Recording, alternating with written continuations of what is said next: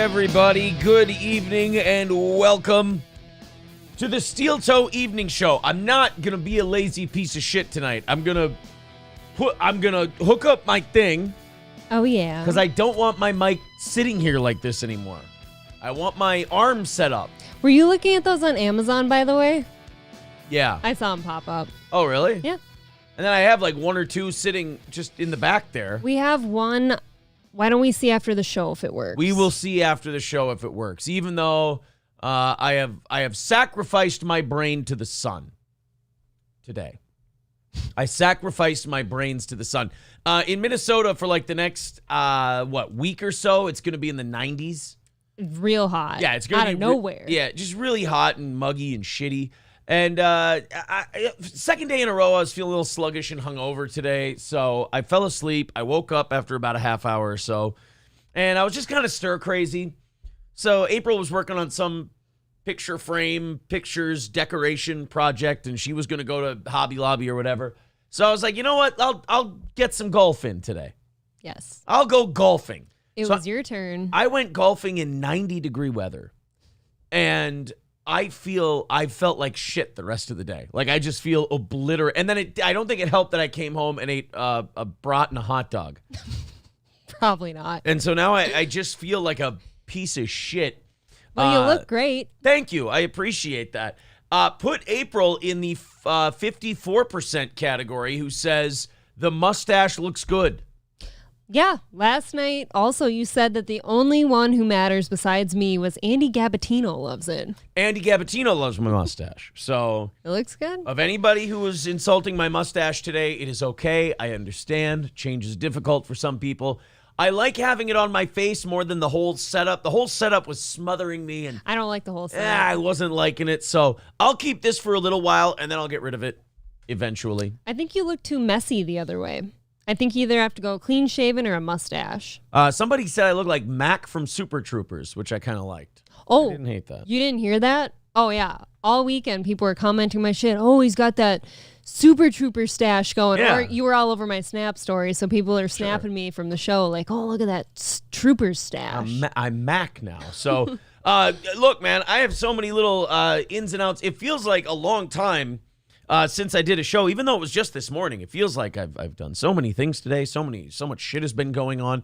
I found out some stupid, like the under 1,000 subscriber podcast realm. I found out some interesting news. Really? Tell. It's so fucking stupid.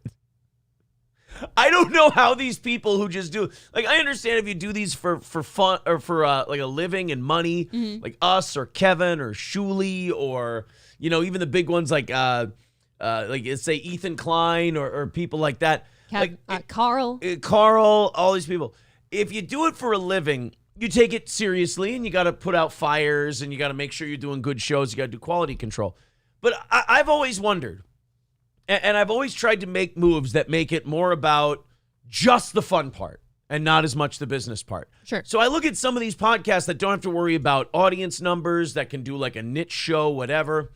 And I look at them having fucking more problems than I do. And I go, guys, what? You're having fun. Relax. There's no money on the line here. Right. This is not a monetary endeavor. You're doing a fun little podcast. Are you saying that those two don't need that money? Which two? Yeah, exactly. I don't know. See, I've lost track. You don't even know who I'm going to talk about. I have no idea. So I got word today. I told the person who told me that I wouldn't say who it was. I want to keep their anonymity. But they were like, you're going to find this funny. And I said, okay. Okay. Do you remember one of the BYB guys who was like a mod in our channel and a huge fan of the show? Which one was it? Was it Brandon? Derek? No, it wasn't the Quad Father because I was just on with Husey with him. He's cool. I was going by a friend. He's not on BYB anymore. Oh. Apparently. It's so stupid, but I don't know why I got a kick out of it so much. Do you remember the piss guy? The Why Do I Salvo? podcast piss guy? No, not different piss. You're right. It's the internet. Different piss guy. Yes, I do. Kevin Dumbfuck. Kevin Dumbfuck. Yeah, that one. So Kevin Dumbfuck used to be a big fan of our show. And then I kid you not, one day I read one of his comments weird and he swore me off and hated me and I'm the worst guy ever. And then he's giving golden showers at DabbleCon. And then he's giving golden showers.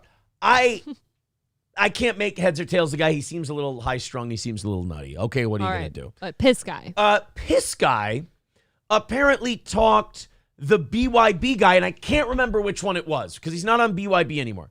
He talked one of the BYB guys into not being a Steel Toe fan anymore and talked him out of the BYB podcast. I'm sitting there going, and when the person told me this, and I will respect their anonymity, but when the person told me this, I was like, wait, that guy like mind fucked this guy into giving up all this stupid shit? I was like, yeah. I'm like, but that guy's retarded. Like, that guy's a lunatic. And what did we ever do to that guy except read a comment? He said we read a comment in a weird way. In a negative fashion. Rubbed him the wrong way, and he didn't like it. And I just think to myself, like, when I heard the story of, like, oh, he turned on his friends, and then he said he didn't like this guy, and then he rescinded his mod thing on this channel. And I'm like, all these guys with these podcasts under 1,000 subs, don't have to worry about money, super chats, goals, audience numbers, anything like that, can do whatever they want. Total freedom. And they've got more fucking hangups and dramas and problems than I do. I'll tell you why. Why's that? They don't have content otherwise. Maybe that's it. I think they have to keep creating the content. Oh, did you see who left this show for this one? And did you see what that guy did to that guy? I don't. I can't keep up with it. I don't get it. Like Crack Rock Calhoun says, this show sucks. Probably. Right. I don't know. Compared to these other guys, they're switching. It's like the NWO. You know, they're joining this day, and then they're rescinding this day, and then they're coming back this day. I don't know. I got Egg Picker and wait, who are the two guys we got back? Egg Picker and Softcast.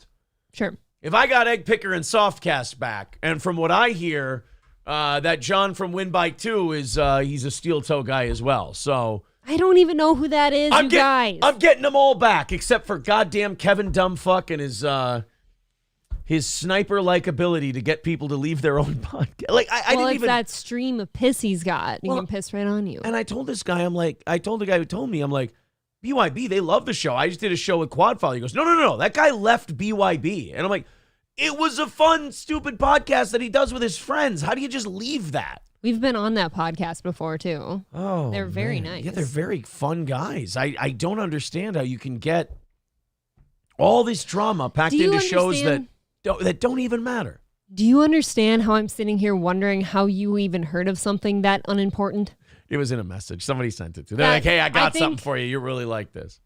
Isn't that funny, though, that if you would have never gotten a message, you wouldn't know? Like, if we don't see this shit happen, it's not happening. You guys understand that, right? If nobody like, here, guys, unless it's like Chad, which I'm addicted to, unless it's like Chad or Carl or, something happening at a compound, understand that I probably don't know it's happened unless you tell me about it. That's always the case for me. I only know the things that I'm directly involved in and Chad. That's it. Sid Saraf says, you guys complained all winter. Now it's too hot. You sound like me. It's not too hot. I'm not complaining that it's too hot. What I'm saying is that I fried my brain out golfing today. I'm not going to be out in the sun for too long these next few days. Yeah, and I actually don't think I'm complaining. I just spent most of my day inside doing projects. I'm going to read this name carefully. Koenig, first name. Ehrman, last name. You guys are getting fucking creative, man. You're getting really you're going to get me one of these days. Koenig, last name Ehrman, says the mustache looks good. ... If you're an extra in Boogie Nights, you better not have been playing Macy's character. Oh no, you better fucking not. You better not be playing what's her name's character. The porn star. Oh god, Nina Hartley. Nina Hartley? That was her name. Just grow a beard. Proper golf stash, says Belusier. However, right below him, Craig Wilkes calls it the pedo starter mustache. Oh, wow. You are polarizing. Koenig, last name Ehrman, says, Aaron, can you say, I'm sorry, I thought this was America.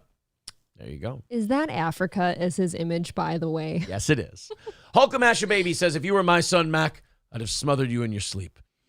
Oh, Coach Jeff Fisher mustache.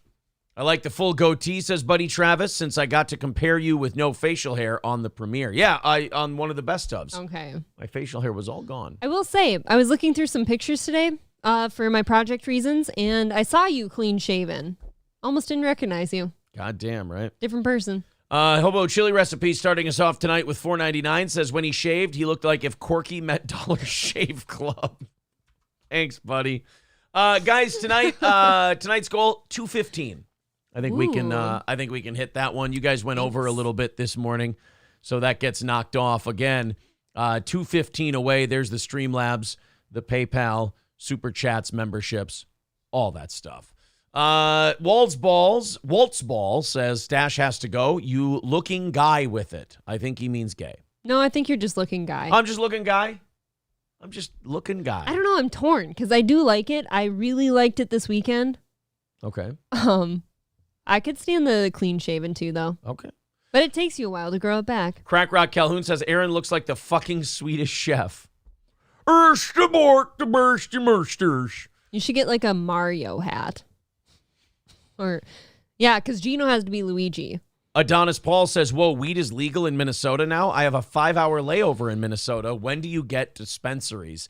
Well, look, we're going to get to all that news in just a little bit. Everybody just be patient. Indus Buzz says, this show sucks. He then says, this show is stupid. Sorry, I'm drunk. Forgot my line. There you go. Thanks, buddy. Thanks. Taste Fairy says, didn't Kevin Dumbfuck make the show intro? Yes, and then he got really upset and pissy about Was that some him? way I read a comment of his. Oh, I thought that was some other guy. You deal with mentally unstable people in this platform. Citizen M says, Kevin's name is not Piss Guy. Not cool. When you read it back to me, it's funny. I can't believe it came out of my mouth. Golden Shower Guy. Dave Nunn says, how you feeling, Mac? Good enough to fuck your mother. All right. Dead Jester says, I'm just using the full stash to imagine the toothbrush stash, and it would be glorious. Ryobi says, I hate this show. I'm here every day. And night, too. Thanks, bud. Ryobi says, oh, and I donate, too. Well, what a guy. He sure does. In general, what a good guy. Oh, Indus Buzz, you're all over the place with thumbs down.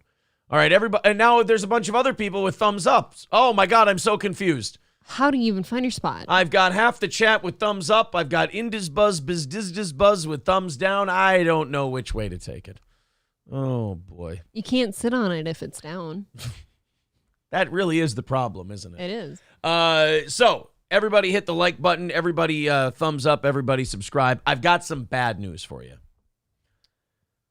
We do have to officially make our projection and tap out of the 10K by the end of May. Oh. It's not going to happen. We're about 140 away. No shame in that. There's not one more day? 140. You're not going to get 140 subs in a day. We haven't seen that since we did the Kumia interview. Not with that attitude, goddammit. That's true. 140 subs away. You guys. From 10K by the end of May, so. Help out. I mean, we'll see, but it's not looking like it's going to happen. Do it for me. Unfortunately.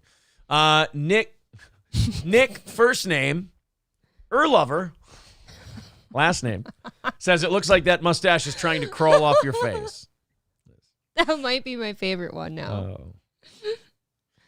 Citizen M says, I only know the things I'm directly involved in, quoting me. Not healthy. A little Kiwi Farms and Encyclopedia Dramatica could do a lot for you. I'm not getting involved in those fucking shitholes. I think that's how you get cancer, actually. Mike Crack says, Bob said on the BS show he's moving to South Carolina and doing a show with Anthony. Yeah, I guess the pool was all a bit, too.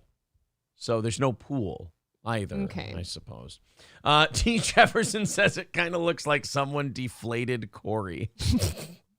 Somebody said that they were waiting for you to say diabetes because you look like the beatus. Diabetes. Beatus guy. Hobo Chili Recipe says April definitely liked it so much when Aaron presented like a Pomeranian, she had tiny handlebars to grab onto while packing. Thank you for the $4.99, buddy. And the $1.99, he says pegging, stupid autocorrect. That's all right. Packing could be the same thing. Yeah, it's all in the same Pushing family. In your stool. 210 away. Carlos says 10K by the first weekend of June. Well, our original goal was 10K by the first day of summer. And that's looking pretty good. We've been moving it. Every time it gets better, we move up the date. We get excited. Yeah, we don't believe in like keeping the bar low so it's easy to clear it. We're like, raise that motherfucker. Are you and I unhealthy for that reason? Yes, very much so. Yeah, that's what I thought. Very much so. I'm just trying to catch up with the chat here so we can go into some stuff. Shaft says, April, $100 for a snapshot of Aaron's Chaplin mustache when he shaves it. There you will guys be. We'll never know. There will be a photo taken. No, but there I don't won't. think that for my own job security I can release it. I can maybe take it with my phone. Oh, as if I'm posting it. Crack Rock Calhoun says 10K during the month of gay. Yeah, there you go. 10K during the month of gay. 10,000 dicks, maybe. What? 10K, 10,000. 10,000 subs. Why dicks? Gay month. Oh, because they're going to be sucking. Are you kidding me? They're going to be sucking dicks and sitting on them with their gay assholes. I don't like that I have to explain my shitty jokes to you. Well, that's what makes them shitty jokes. Rex Dart parody account says, I suspect the subbing machines were rigged. Oh, were they done by Dominion? Domino's, actually. Oh, Domino. Well, then they should be more reliable than that. They're very quick, but not always accurate. Damn it anyway. Well, guys, 210 officially away from tonight's goal. Let's, you know the drill. Let's get under 200 by the end of the hour. Looks pretty easy from this vantage point. April won't post that until the divorce. Oh, very good, actually. See, keep that shit on my phone just in case. No, I'm not going to post it. I don't know. Citizen M with a great point, though. Look at that. I love how Aaron trusts his phone camera more as if he didn't give us nude April. You literally posted my nudes via your phone once. Accidentally. Your reflection was in the mirror. That still counts. And I deleted it before the plane took off. It had been up for an hour and a half. It had been up for a little while. How many people out there have those screenshots? Raise your hand. Just kidding. And was that before or after you were a public figure? No, that was public. Okay. We were on Twitch. Just checking. Yep. Just checking. Good point by Delco Lou. He says less than 48 hours before every corporation goes woke for Pride Month. Ugh. Yeah, wait for all those rainbow icon pictures now. It's coming, right? We're only 48 hours away? Yeah. Well, actually, less than 48. All right, guys. Koenig, last name Ehrman, says, and I stained my favorite sock. All right.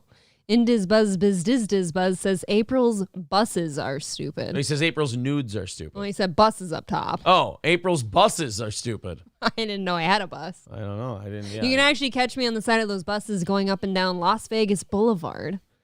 Somebody changed their name to this in their chat and says, I'm a cuck for KP. That's very funny. That is funny. All right, guys, let's get on to the program tonight. We have a look. What the fuck was Jesse Ventura doing there? Oh, my God. Former Governor Ventura was at the signing ceremony for weed. Oh, you haven't heard? He's big on weed. Yeah. Yeah, he's big. He's been big on legalizing weed since he was a governor.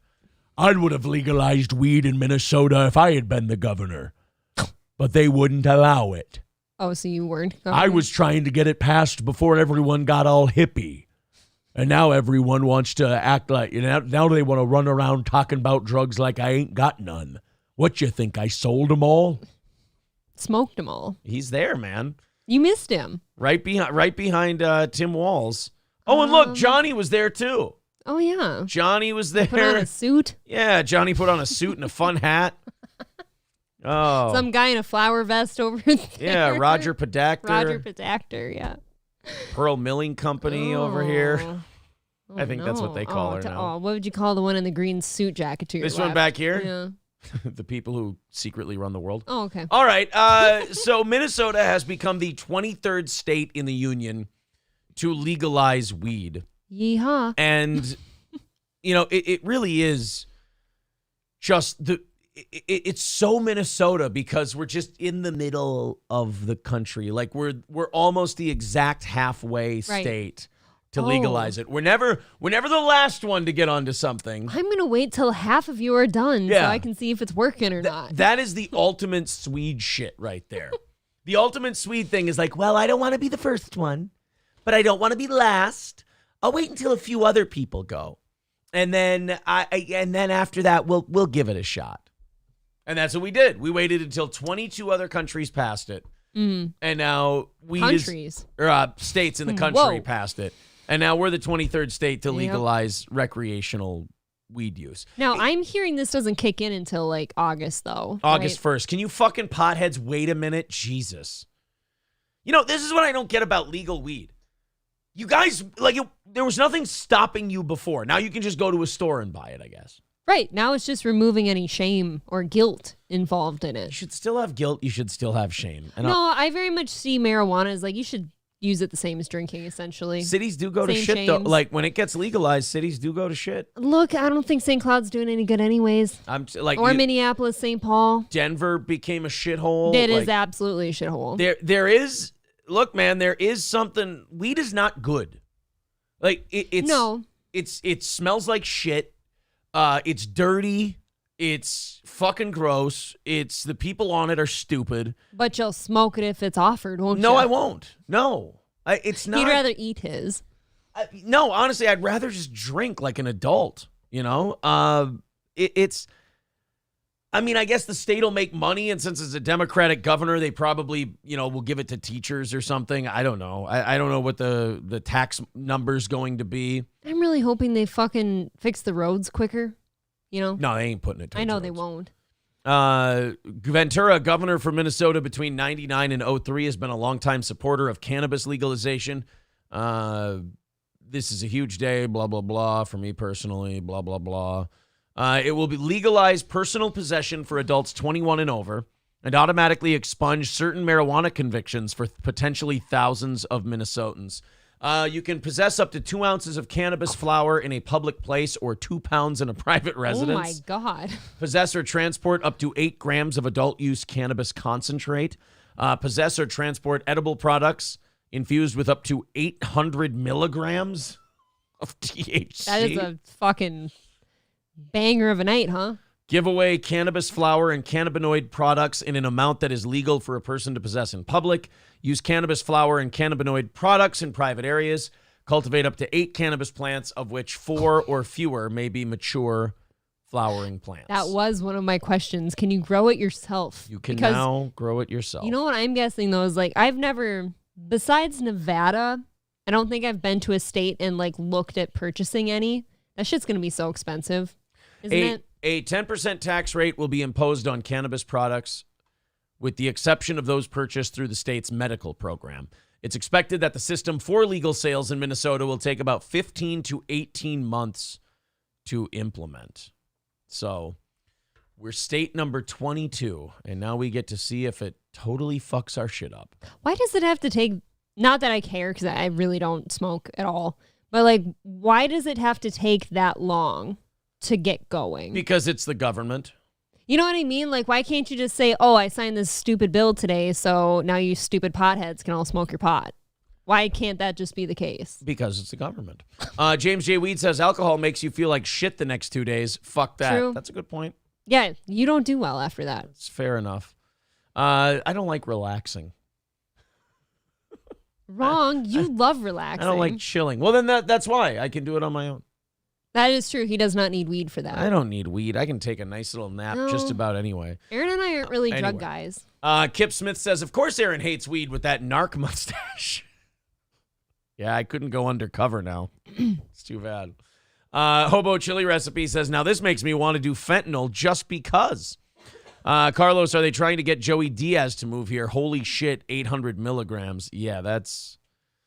It seems a bit rich. Fucking something wrong with you if you need to carry more than that on you at a time. You need something way stronger Unless than you're marijuana. like selling it or something. I don't know. I look. Can you sell it? It says you can give away. I don't think you can sell it still. Victor says, yeah, Todd Berry, legalize pot, but make being a pothead illegal. I like that idea. That's a good law.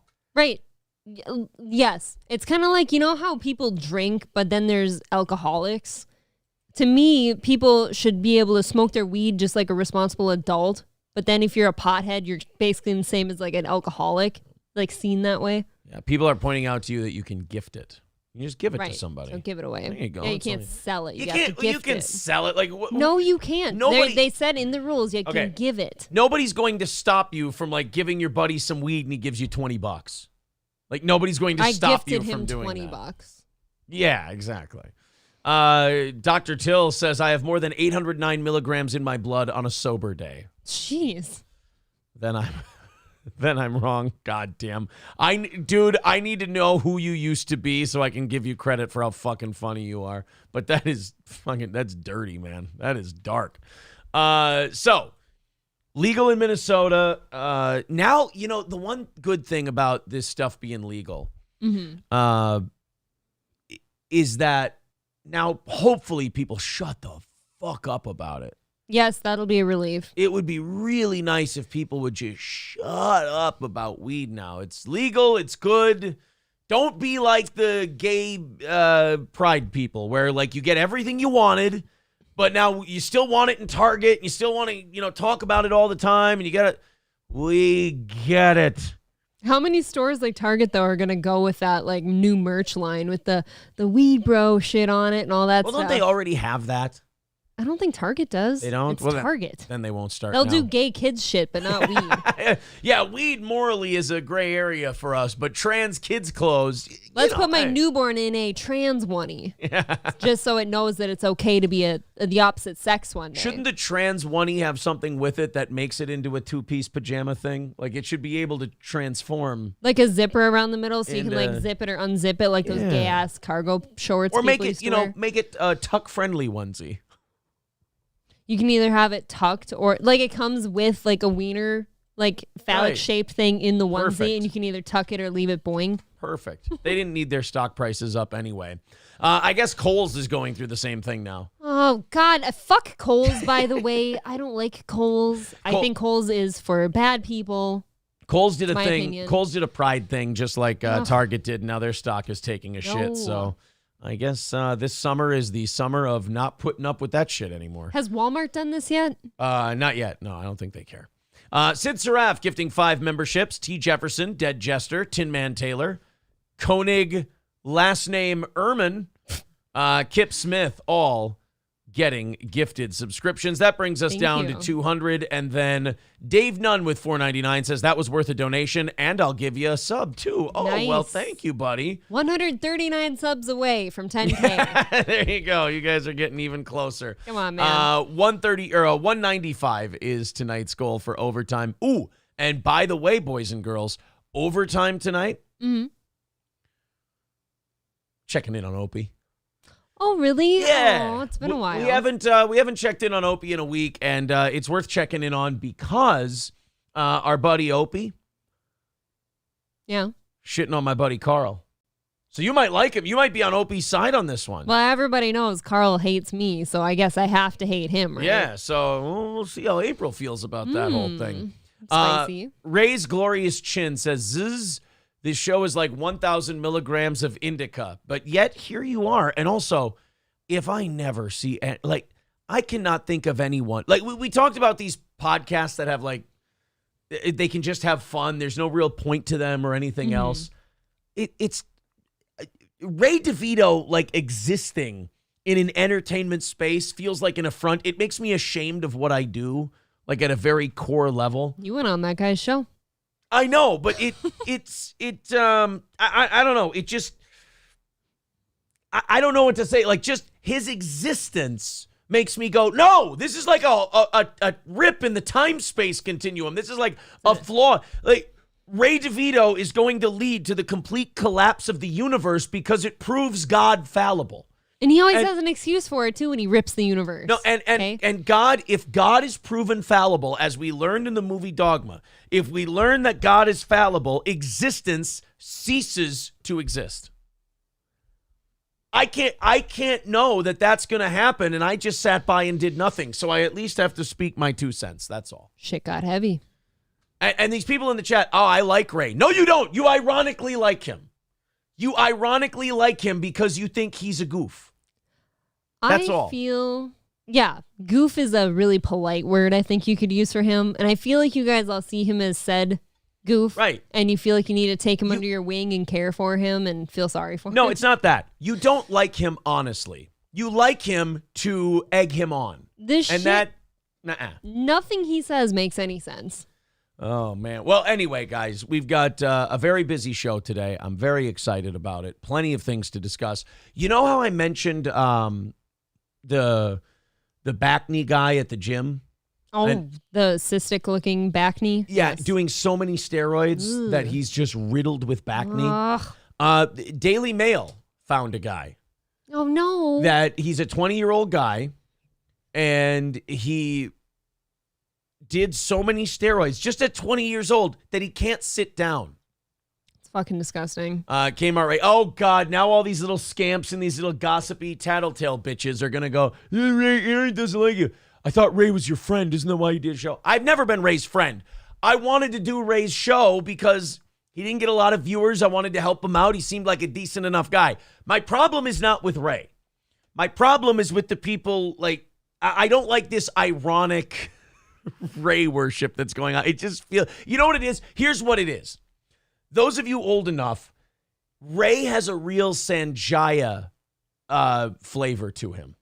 If you guys remember Sanjaya from American Idol, he was this guy who was terrible. Yeah. He couldn't sing, but people kept voting for him and moving him on to the next round because they went, this is funny. Gotta see it. Look, we're going to move him on. It's going to be.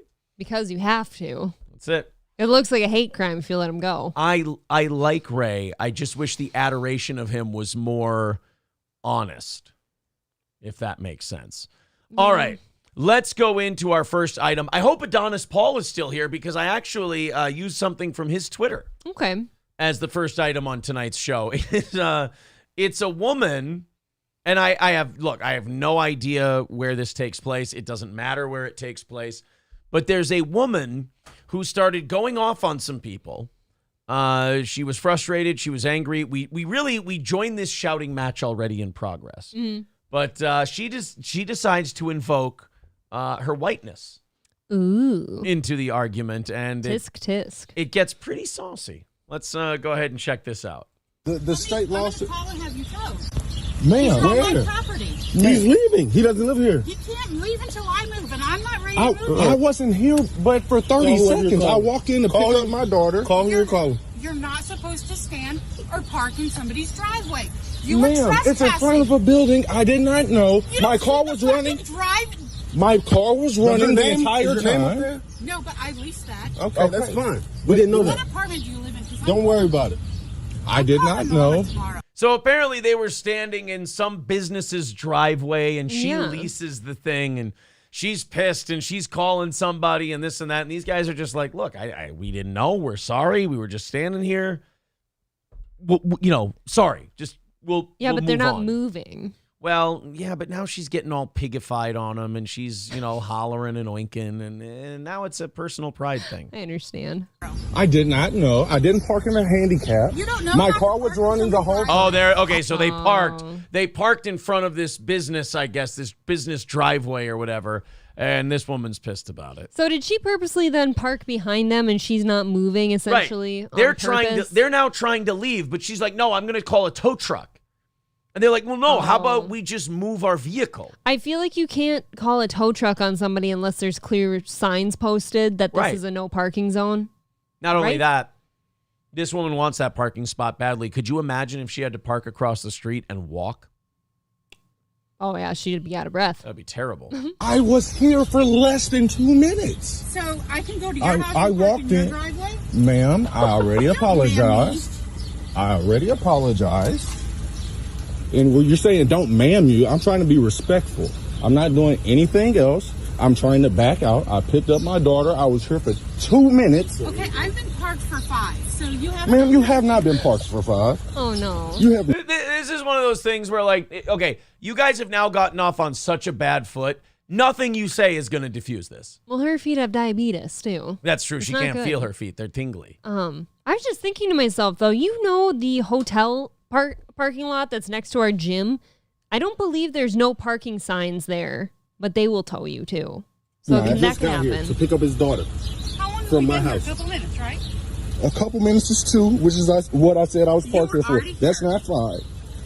Ma'am, I'm trying to leave. Well, So I'm you trying want- to get home. So get home then. Well, You're I here. can't because you're ma- in my way. You're in my way. It's just so. These people are probably a combined 80 years old. Okay, so she needs to use said driveway. Yes. Fucking pull up, let the guy out, and go Right. in. This is over with. This is what I hate about people that are just obnoxious. They feel the need to make things last longer than it needs to be. This could have been over by now.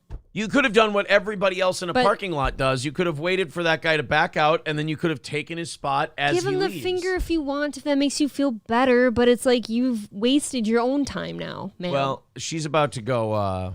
She's about to pull the race card. oh God. You want to back up? You being a This is my Karen. property. This criminally whole complex is not your trespassing. property. I'm No. not trespassing. I leased this garage. Okay, and this and that's driveway. fine. trying to And move. I'm trying Can to you move. move out You the shouldn't have You're been there being in a the first Karen. place. Do you not understand? All right. For 2 minutes, he can't pick up his daughter. No, that's not a parking All right, spot. all right. Okay. Can you move? And you're not in a parking spot. You're actually partially out in the fire lane. So let's film that. How about we do that? Oh, did you hear that? She goes, I fucking forgot. You're entitled, aren't you? So Yep. here we go. Here it Get comes. started. Oh, you're entitled.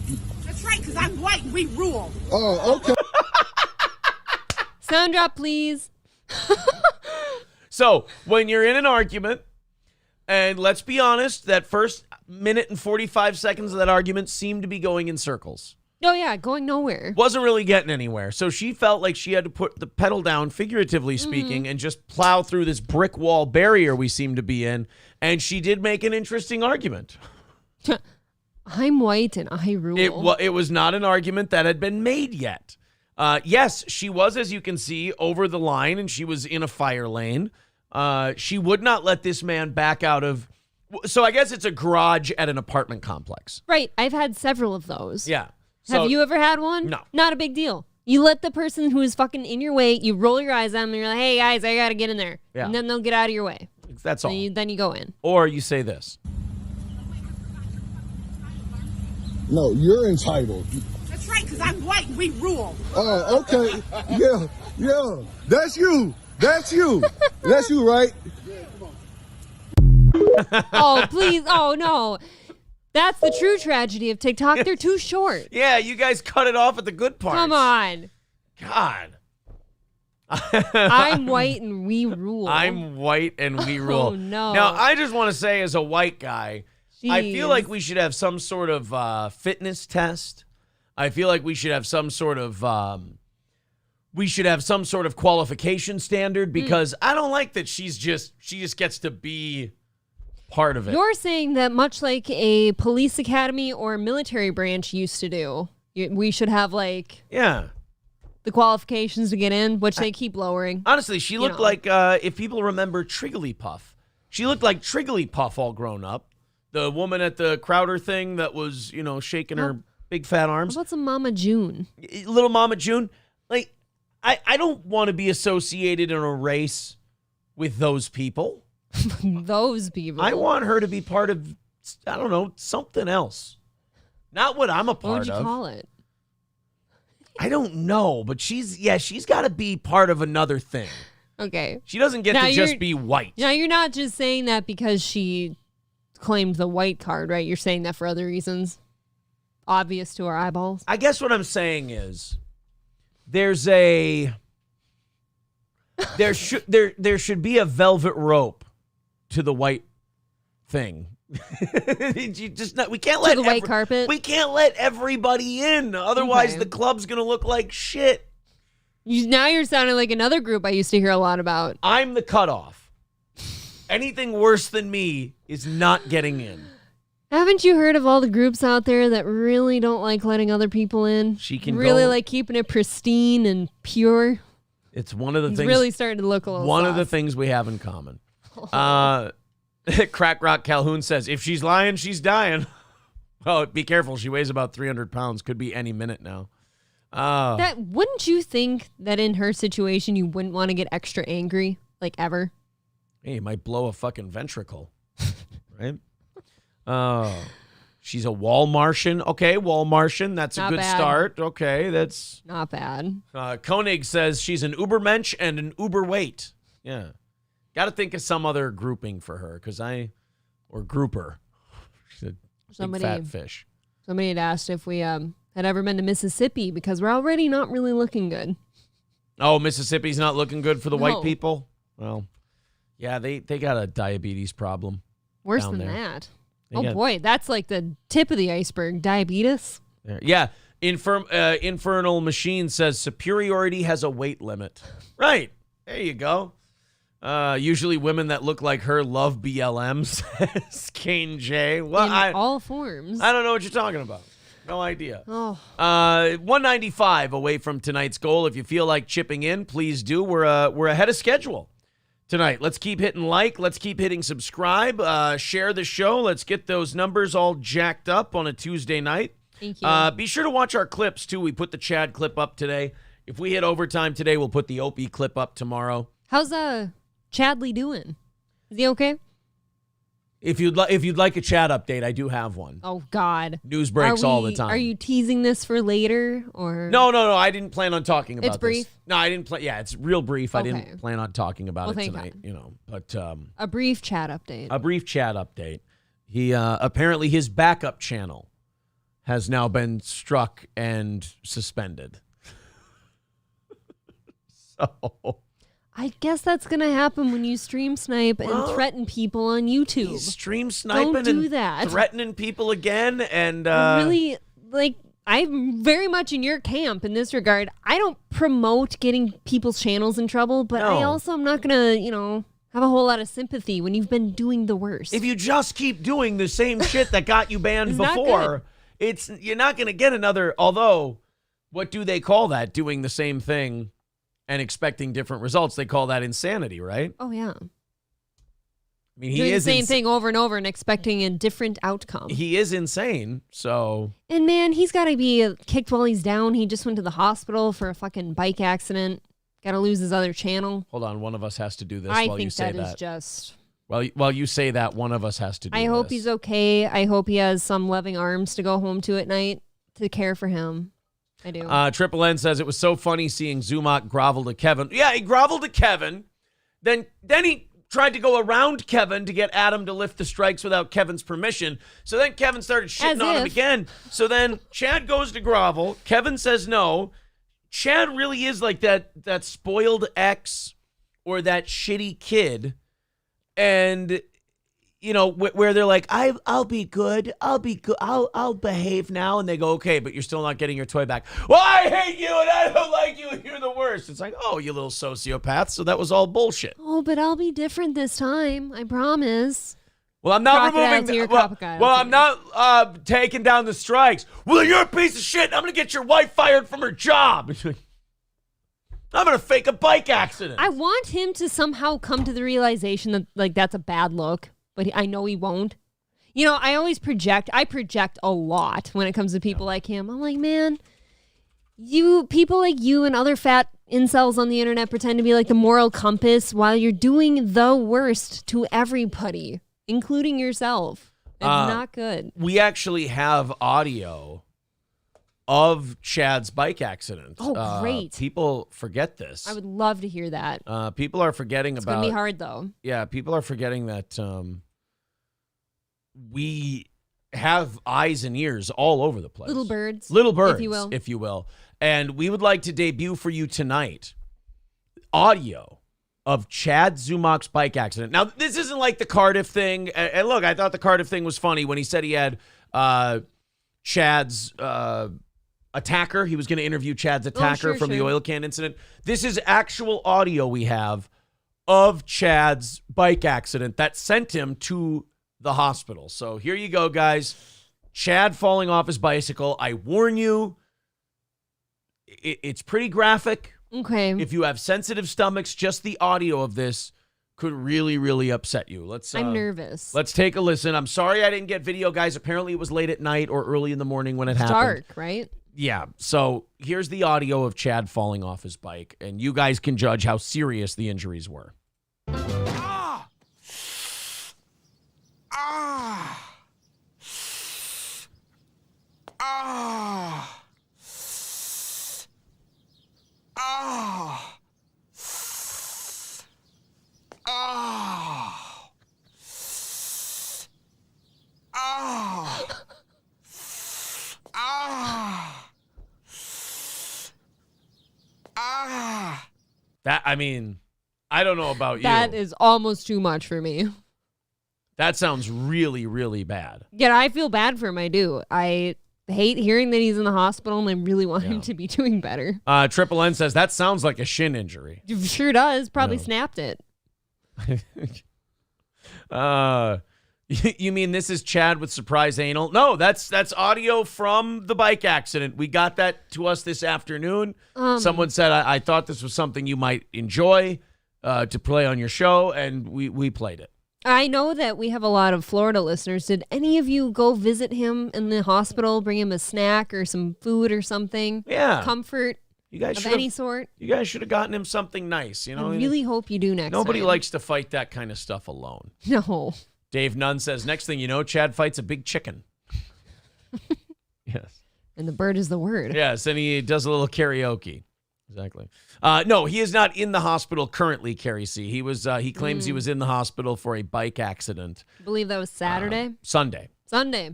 Sunday. He got himself in a little bit of a God, bike what accident. a terrible way to start out our day. We're out headed to some breakfast and fishing, and we had to find out Chad's in the hospital. It really put a damper on my day. It made me feel bad, but it also made me feel lucky. I went, I'm a blessed guy. I have my health. I have a family. I actually ate twice as much as I should have. Yeah. Worrying. Just worrying about Chad. All right, back to what you have, though. Keep listening. That's all the so audio you don't really I have anything. Yeah, that's all the audio that I have. Kmart Ready says, not making fun of a bike accident. We almost lost the president to one of those. Yeah, that is bad. That's true. That is bad. Rude's Ghost, I saw a while back. He says, he said earlier, he goes, remember when everyone thought Steel Toe had to take an L? I'm like, yep, that's why I keep cocking off, because I remember. Pepperidge Farm remembers. Of course. Oh, it feels great. Turtle says maybe if Chad has some Steel Toe coffee, he could sober up a little before his bike rides. That's true. Or you can mix a little Bailey's in it if you can't let it go. Go to crescentmountcoffee.myshopify.com and, get yourself some Steel Toe coffee, and who knows, maybe you won't get in bike accidents. It's delicious. Anymore. All right, guys, 195 away from knocking it out tonight. If you feel like contributing, there's the PayPal, the Streamlabs, the Venmo. There's also Super Chats, memberships, gifted memberships, and Rumble Rants. If you feel like chipping in, please do. We'll knock out that 195. And overtime today is Opie coverage. We've got some Opie tonight. Should be fun. But first, apparently, City University of New York is in the middle of a gigantic shitstorm. I don't know how many of you have heard of this. This story's a few days old. No. I saw it yesterday. We didn't talk about it this morning. I just felt a little, I was like, this could be kind of here today, gone tomorrow. It's a little in the weeds. It's a commencement speech at a, city college of law in New York City. Do you care to pronounce that school of law? CUNY, City University, New York School of Law. Fine. But they had one of the students make the commencement speech. Or, no, commencement, that's like a visitor, right? That's like a special guest gives the commencement speech. Keynote speaker? I don't know. I think the commencement speech is given by someone who's like either a famous alumni or some celebrity of some sort. Somebody came back. Somebody came to give a speech about how you should be and everything else, and it's a law school, so you would think it would be something about the law and your future and all of this stuff. Well, this person came in and just took a fucking wrecking ball mixed with a machine gun and an axe and a machete all at once to the whole thing, and it got so awkward during this speech that Democrats and Republicans have now, in New York, have all agreed that this school should probably be defunded. Wow. They're saying no more federal dollars, or no more city revenue or no more government money to City University of New York School of Law because this speech was so bad. What did they do? Bring up Hitler? Well, let's go ahead and give it a little look-see. And then you can tell me what this person said that made remember, Democrats and Republicans can't agree on anything. No, and do you know how hard it is to get money taken away from a school? Sure. Well, Democrats and Republicans agree on nothing. I want you to say stop when you think the thing was said that made both Democrats and Republicans go, ooh, yeah, we gotta stick up for that one. We gotta take the money away from them. What topic could they touch that would make both parties go, yeah, we gotta punish them? It's going to be racism, especially towards black people, or something anti-Semitic. It's one of those. All right, let's check it out. It's Muslim. Okay, so which one of those two So- things do you think is going to come in? Oh, God. So actually neither. It's going to be something trans. No, you picked. No, Oh, come did I? on. Muslim? Okay, anti-Semitic. There you go. Hello, everyone. Uh-oh. Thank you, Dean Seti, for that introduction. I want to start by greeting you all with the greeting I know best. Assalamu alaikum wa rahmatullahi wa barakatuh. May peace and blessings be upon you all. My name is Fatma Musa Muhammad, and I come to you all from the rich soil of Yemen, raised by the humble streets of Queens.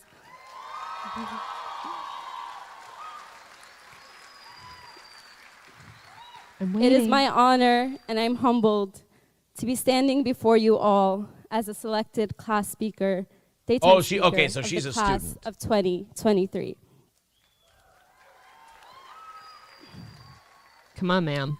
To all our loved ones, our parents, grandparents, siblings, partners, and friends, our comrades, aunts and uncles, and all the little kids in the crowd, those who made it and those who couldn't, we wouldn't be here without you. It starts off slow with a little. You throw a little assalamu alaikum in there, and then you throw a little comrades in there, and you're like, okay, the cart's still on the rails, but Yeah. where's it going? Okay. Thank you for your unwavering love. My mom's crying, so that means I have to start. Thank you for your unwavering love and support. This celebration is yours. 2 years, there's a lot I can say about the loss and the pain we've all endured over the last 3 years, but that continues to oppress and suppress people. Like many of you, I chose CUNY School of Law for its articulated mission to be law in the service of human needs. One of very few legal institutions created to recognize that the Fuck law— this, I'm reading the quotes. I can't Yeah, take this this bitch. is- God damn, she's fucking boring. That is terrible. Oh my God, make an actual commencement speech. Well, at any rate, long story short, during the speech, and I would have loved to get to this part because it sounds spicy, Fatima Musa Muhammad called for a revolution to fight against capitalism, racism, imperialism, and Zionism around the world. April, what's Zionism? Fucking Jewish shit, right? Yeah, fucking Jewish shit. I'm not Jewish Jewish. belief that they deserve a home in the Middle East. Mm-hmm. That is Zionism. So she is saying that we need to fight Wow. against capitalism. Big no-no for most. Yikes. Yikes. Racism. Okay, that's an easy one. Imperialism. It sounds good, but we know who you're talking about. Yeah. And Zionism. Now, in That's- my opinion, it's that last one that got the Democrats and the Republicans to go, ooh, I think we might need to form a joint statement here and say that before they could even get the words out, their phone was ringing like, did you hear what she said about us? Yes, we did. What are you going to do about it? We're working on it. Don't worry. Do they ever yell, or do they always just talk in that calm yet alarmed state? No longer are we going to capitulate to oppressors, Muhammad declared before quoting Malcolm X and vowing to carry out her mission, quote, by any means necessary. Boy, she's a real zinger, huh? And I love how her speech started with like, oh, my mom's crying. Now I'm going to cry. Oh, anyway, the Jews. Ah! And now her mom's really crying. And now her mom's really crying because she's so proud. In the speech, which routinely slammed Israel, Muhammad said the law is a manifestation of white supremacy. Kind of a buzzkill during a law school's graduation ceremony, huh? How is she allowed to go on? Because she's a Muslim and they thought it would look good. She even attacked the very institution from which she was graduating for racism, selective activism, and self-serving interests. You know, like letting her give the commencement speech. Can you guys get her off the stage, please? The City University of New York, she claimed, is, quote, an institution that continues to fail us. But you just went to it. She does not understand the irony of that statement while she's standing up giving the commencement speech. You're graduating from there. According to the New York Post, CUNY School of Law initially removed the speech from YouTube, but re-uploaded it after receiving blowback. Now, as you can see here, the amount of politicians that said that the city college should lose taxpayer funding for platforming such rhetoric, Democrat, Republican, Democrat, Republican. Oh, wow. Even Mayor Adams criticized the speech, describing it as words of negativity and divisiveness. Do you know how far off the rails you have to go as a Muslim woman speaker for Democrats to shit on you? All the way. I think if that was a white person, you'd be imprisoned. It's got to be pretty bad. That is impressive, almost. CUNY, more like cunty, am I right? That's what I was going for. Cunty School of Law with old Tiny over bit. here. Koenig says some people defunded something. How did they let her keep talking, though? Well, you can't jump You can't in. No, fucking cut her off. not in the middle of a Nobody. commencement speech. No, you have to keep it going. She's shitting on the college while she's up there. Sure is. Sure God is. bless. I guess she wouldn't like that, though, would she? Gina Bobina says, "Oh, I'm just in time for cunty." Welcome to the show, Gina. Hit like, hit subscribe. Everybody pound the shit out of the thumbs up button. Yes, and if you please. feel like contributing tonight, $195 away from today's goal and some Opie for overtime. Very excited if you'd like to contribute to tonight's program or even become a VIP, you lucky fuck. Apparently City University of New York Law School could end up losing their funding. I don't think anything will happen. I mean, usually with stuff like this, the politicians will all talk a really good game, and then this will all blow over, and then it they'll will. move on to something else. They don't want people remembering that. Yeah. They'll just go, "Oh yeah, this is really bad," and they'll get some interview time and some TV time. And, Disavow. yeah, their constituents will see them go on record as going, "This is naughty and bad." And then by tomorrow, something else will have happened. Some homeless guy will have, shot a bodega clerk, and everybody will have forgotten about it. Yes. Can almost count on it. We talked a little bit last week about this guy at the gym we go to having remarkable Bacne. Like, impressively scary acne. I've never seen anything like it. The worst Bacne I've ever seen. Clearly a byproduct of steroid use. I mean, you just don't get Bacne that bad naturally. It doesn't happen. It was like you take it back, right? And it was like from bottom hip to upper shoulder, just a swath like a galaxy, and they're on top of each other. It's just you want to take two big bookends on just either side of his back just and just squeeze. slowly push them together. But Put him keep in a vice, like a big one. But keep your head over this way because everything just. Oh, fuck that. You're going to need like a whole suit. You need a Tyvek suit with a shield. Are on you your even face. allowed to have that stuff on YouTube? Like if you go mass popping. Oh, yeah. Oh, I don't want to Bacne. see this. I've actually almost puked watching. Oh, I can't. Oh, Dr. Pimple Pop. Oh, yeah. Dr. Pimple Popper is huge. Chest and back acne videos. Oh, God. Oh, Oh, Jesus fuck. Christ. Oh, I this dare real- you. Yeah, Oh, I'll this listen. one looks nasty. I dare you to watch one.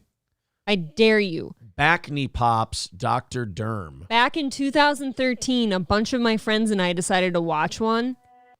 And I actually ran out of the room dry heaving because I was about to puke. Do you guys want to watch this or am I fucking you up if I do this? Oh, this is so bad. All right, I won't show it because you guys seem to be. All right, I'm not going to show it. I just want to see it from my own You vantage can point. narrate. How's that sound? I'm not You even guys going to narrate. can You guys don't even imagine. want to know about it. Fine. Hobo chili recipe with $4.99 says I'm not going to let this sand dictate anything. You have not Allah Akbar'd your way into our hearts. Jesus Christ, man. Thank you, Hobo Chili Recipe, for the $4.99, $1.90 away from tonight's goal.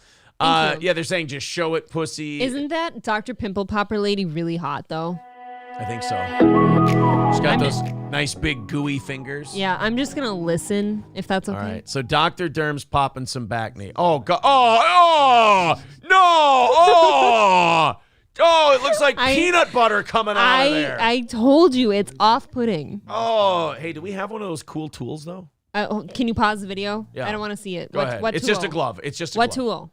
Oh, I wanted to see the tool. Pimple popper tool, the little Like the metal little thing. metal thing with the tiny loop on the end? Yeah. No, Yeah, but they're one like of $2. Do you want one? Oh, yeah. For you, obviously. Oh, God, no. In the past, I, kind of done I can hear it. Oh, God.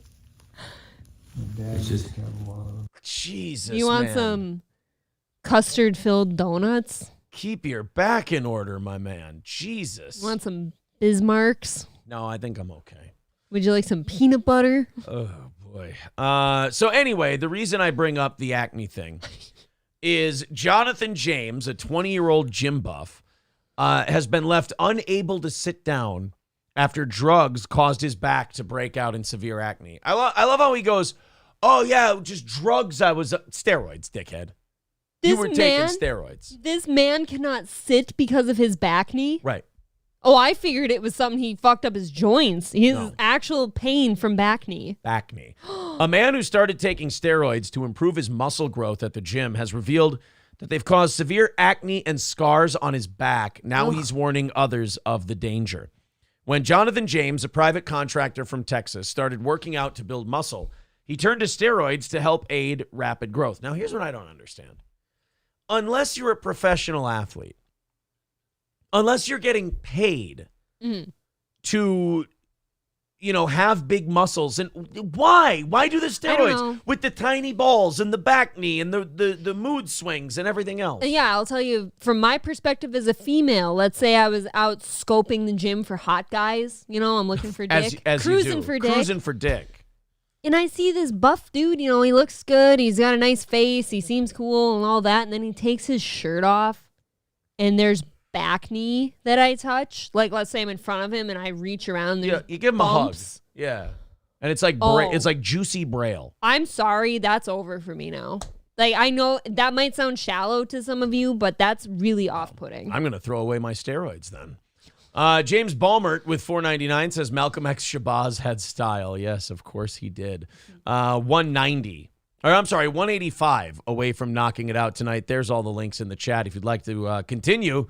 You guys are getting there, that's for sure. Oh, we're at the top of the hour and we're under 200. Nice work. Keep her going. So look, if you're a multimillionaire athlete, you're making shitloads of money and you're injured, you need to get back on the field. Absolutely take steroids. There's millions of dollars in it for you. A little bit of back knee versus a lifetime of security is fine. But if you're on steroids, I want to get bigger bumps on my body when I go to the gym. I need better definition. I don't know what they think us girls think because they clearly do it to be attractive, right? They don't do it for themselves. Or they could just be egomaniacs. They want to look in the mirror but part and see of that more is they want definition. girls drooling over them. Maybe. Most girls don't need like protruding lumps from your arm. Yeah. You can be pretty much base level in shape, and we're going to be Let's fine be with it. honest. The thing that The girls are dad interested bods are in. Yeah, the thing They're girls all are in. interested in, you can just be a chunk.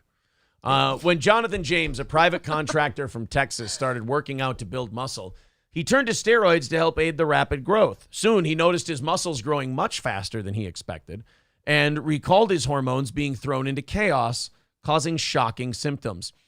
Almost like everybody could have warned you of this shit because they talk about it all the time. Steroids to me are like cigarettes. I don't understand how people can do them after you've been told over and over and over how bad they are. Sure. Doesn't it cause emotional differences in you too? Yeah, you turn into a nut. You get that's there's a probably not reason good they call either, it roid guys. rage. Yeah, take a look at his back. Oh, That's what happened to his back from doing steroids. Half of that is scarring, half of it's more back knee. the guy we saw is like a year or two out from that Oh yeah, he's close. because he's got that same shape, that big swath across him. yeah. That's tragic. And all what? All so you could build a little muscle? Think about it. And by the way, here's him. He didn't even get that much muscle. He's still a scrawny No, little fuck. You could look like that without the... Yeah, if you eat right and just work out consistently, you can look like that without steroids. You won't look like that, though, with the back. You don't want to look like the mean- Bacne thing. Oof. If I lie down wrong, if I rest my back on a chair wrong, or if I'm in the shower and a stream of water hits my back, which is important to the cleaning process, I might add, then I have pain so intense my eyes become blurred and my ears start to ring. It's only for a few seconds, but it's awful. How do you fix this? Do you like Sam did with what Jorah? Do you have to cut off all the skin and like replace it? You're asking if Bacne is like grayscale? That level Bacne, yeah. Did they saw that, right? Yeah. I plan to see a dermatologist and will be sharing my experiences online. Again, he's 20 years old. You guys, 20. that shit's not worth that. I hope it was worth it. He added, I would strongly recommend that no one does steroids, as I don't think they are a good thing to do. Good one. Good job, Chief. I try to cover up the acne when others are around, but some of my family members are aware of the severity of the symptoms. I never expected the pain I've gone through, and I want to warn others to think twice if they are considering supplements or steroids. Think of the most painful zit you've ever had anywhere on your body, and then multiply that by like 3,000 across your back. Ugh. Can you imagine laying on that? Even just leaning into your stool here. You'd probably have 6 of them pus at one time, so you got to change your shirt. You just hear them popping. You lean back in your chair and you hear psst, psst, psst, psst, psst. You sound like fucking packaging bubbles as you go to sit back. No. Just pop, pop, pop, pop, pop, pop, pop, pop, pop. But you know where the air packaging bubbles have you beat? That's just air in there, man. You're like pussing. Yeah. You're pussing everywhere. You're straight pussing. Brian says Aaron is a full-on Super Trooper now. Holy stash. Yeah, I got my Super Trooper stash going. The morning show, they gave it a 54% approval rating. Yeah, I wonder what the evening thinks. I wonder what the evening show audience. I wonder what you 300 fine folks think. Yes. About the mustache. So yeah, it's the Bacne thing. I love it when people give you advice that you already know, but since they just learned it, they're going to share it with you. Yeah, that's usually how it goes. I can't recommend that anybody do Steroids. Yeah, we already knew, dickhead. That's kind of like watching the anti-smoking commercials on TV from the people with stomas. Like, no shit, obviously. Right. Thank you. I shouldn't smoke because it's really bad for you. And then, right. And then at the end of the commercial, they put Beth died last year. Like, no, we're aware. Yeah, she was on her way for sure. Yeah, she definitely didn't look Thank you. great. Just a Dabbler says April is not happy about the mustache. Shave the side and keep the middle, says Just a Dabbler. I see what you did there. Well, you know, I'm sure I'll like that one too. The guy wants to give a little bit of fashion advice. Just experimenting. That's all. Animal Kelly over on Rumble to say hello to the Rumble folks says, I never understood steroids as a long-term habit. Just work out and find what regimen works for you. Diet as well. Jesus, man. I'll never talk shit to a guy who got liposuction. Yeah, like with the steroids thing, like you got the rest of your life to build up your body and sculpt your body. You don't need the shortcuts, especially if there's no money into it. Eat right, sleep right, protein, lots of water, work out. I don't know what else you need, really. Yeah. Crack Rock Calhoun says, did he just imply that 300 was a shit number? I'll take my view elsewhere, Aaron. No. Hey, it's wonderful. Crack Rock, you stay right here. Crack Rock, I think you're being a little sensitive. That's not what I said. Oh, by the way, I want you. I was bitching and moaning for a few seconds on the morning show today, and I didn't even realize while I was bitching and moaning, we actually were in the 500s. Yeah, I noticed that. I did, I was sitting here going, why aren't we in the 500s today? And they're like, yeah, you're at 530 something. I'm like, oh, shit. I think I was making the bed and I was listening to you, griping a smidge.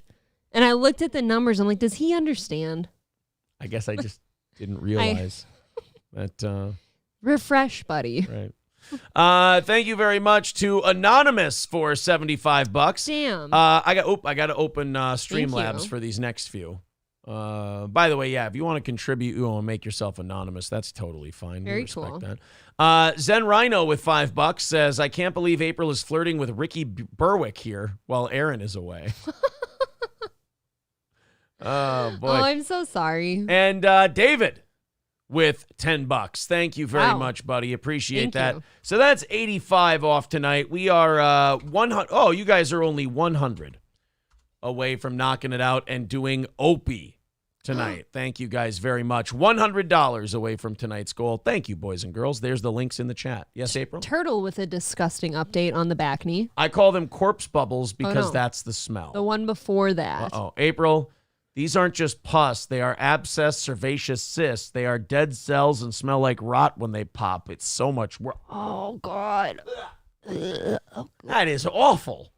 So, like, I called it cystic acne because cystic acne, it forms like it's those really hard balls like under your skin that are like damn near unpoppable like sometimes, boils. like a boil. Yeah. But when they do get to that point of popping, they're like not okay.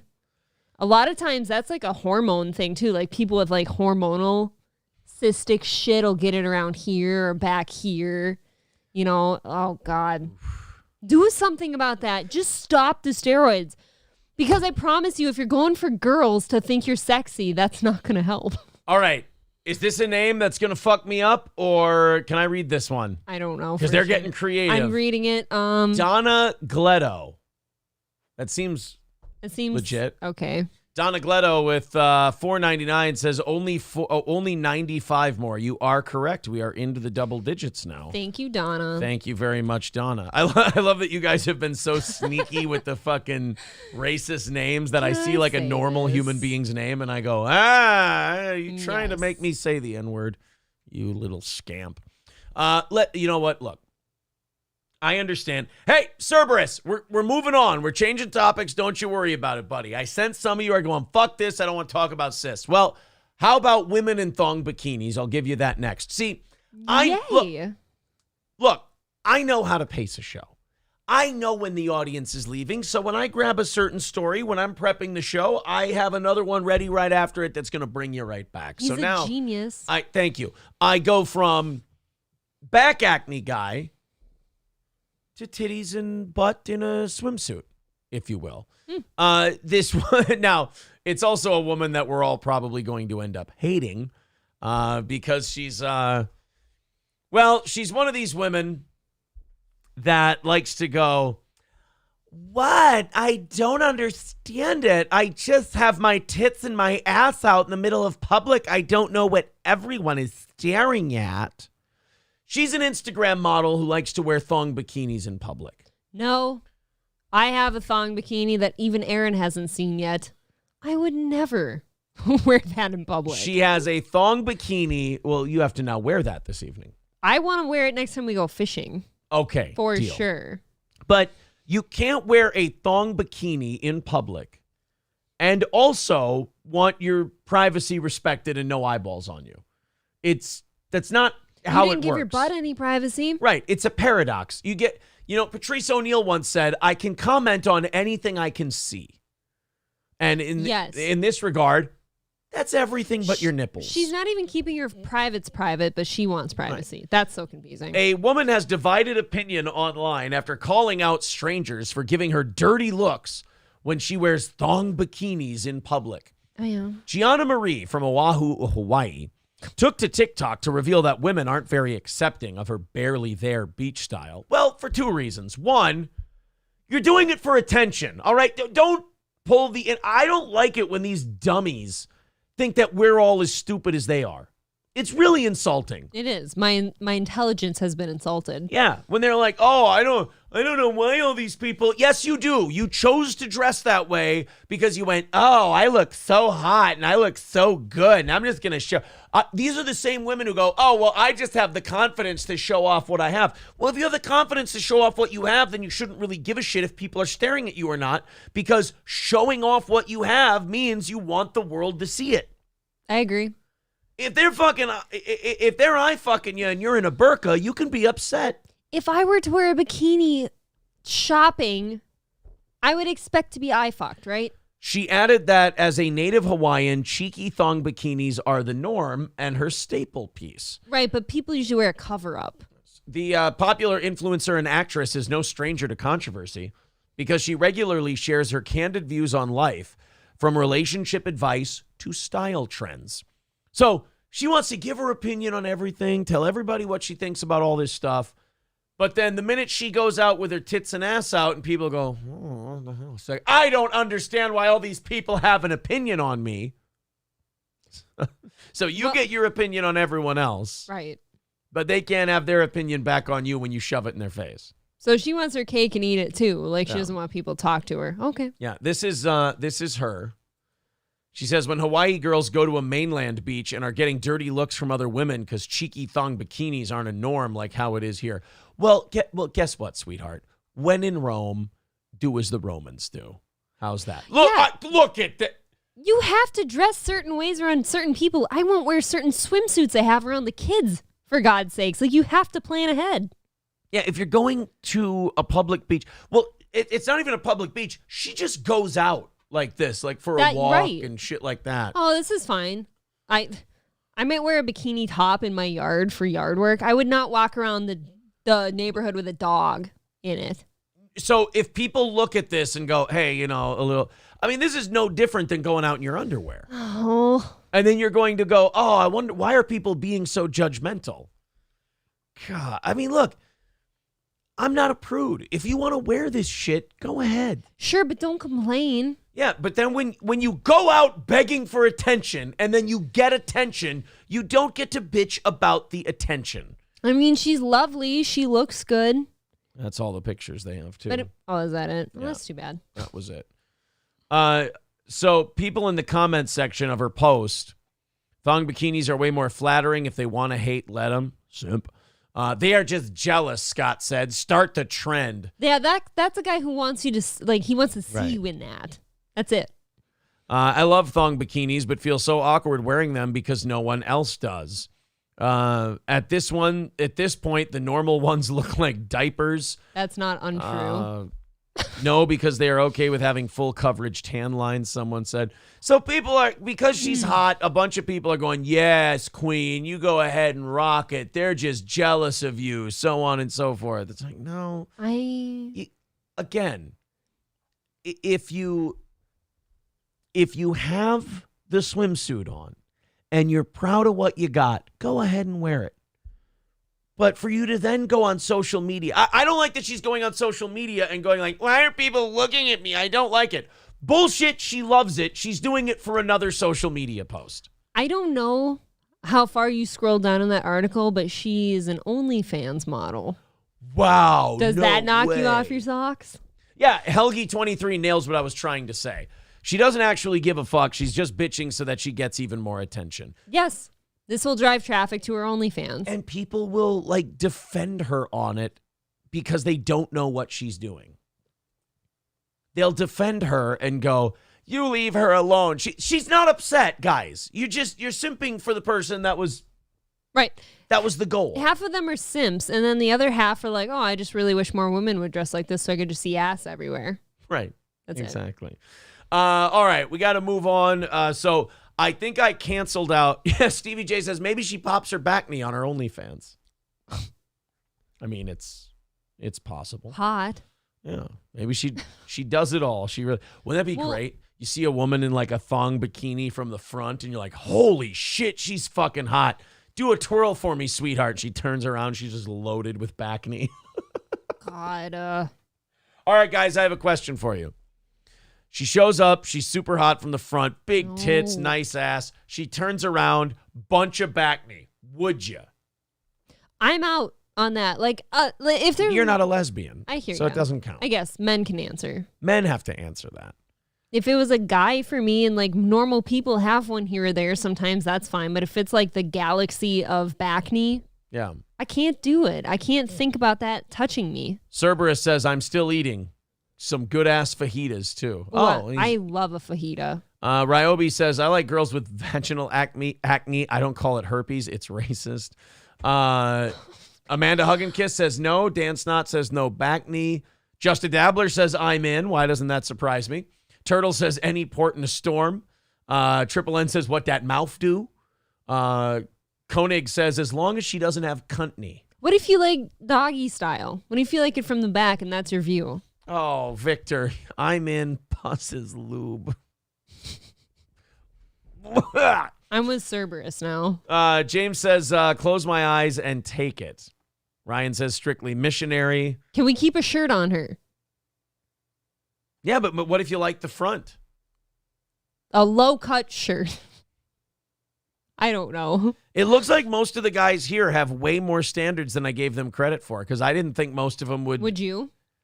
No, not with really bad Bacne. That would be disgusting. It's really bad. Yeah, I'm actually kind of proud of you guys, to be honest. Hobo Chili Recipe with $4.99 says, go the other way with her. Say, hasn't any missionaries brought the word of God to you jungle heathens who worship coconuts with chicken magic? I raise you this point. If you only do missionary with her, that shit's now rubbing on your bed sheets. No, you do it at her place. Oh, okay, then you're fine. Farva said, anyone saying no is lying. Optic Nerve says, I would be distracted. Helgi says, imagine if she had white bed sheets and slept on her back. Can you imagine if you were fucking somebody with bad Bacne and you're looking at it from like behind? You're probably thinking about how they would pop and stuff, so you would be distracted. It would be very distracting. Wouldn't It would limit your performance. Isn't that like human nature to wonder how things pop? I don't know. God damn it. Thank you to Toolman Mike. He says, I'm back, bitches. Have a tip. I didn't give the Mayans down in Cancun. $5 from Toolman Mike. Thank you very much, buddy. $90 away from knocking it out tonight. Thank you guys very much for being so supportive. Oh, by the way, this is the only evening show that will have a goal this week. Oh, So, that's right. tomorrow is prize night. You lucky devils. So enjoy. I haven't been locked in jail yet for prize night, so we can still have them. That's because we do it by the book. Who cares? Do any of them get tired of taking L's? I hope No. not. Buddy Trav. Oh, Buddy, to answer your question earlier, yes, we did apply your new VIP to this morning's goal. And I think we're going, this morning's goal and tomorrow morning's goal. How about you It's getting applied to. message me what size you want now? Thank you. Yeah, buddy, if you could contact April and get that stuff for her. Did you get those people over the weekend that I forwarded to you? They're literally still up on my All right. phone in email form Very because I'm cool. going to write them down. Very cool. I can't place the next merch order for a little while. What, next week? After the Prime show, we usually God, I place the hate merch. that turnaround. It's so Yeah. weird. It It takes so long to get the orders. Yeah. Like, we make the order, and they take like 2-3 weeks. It's got to get better now that school's out, though. Maybe. School's going to be ending. It's going to get better, guys. Maybe we'll theme the logos differently so it doesn't take...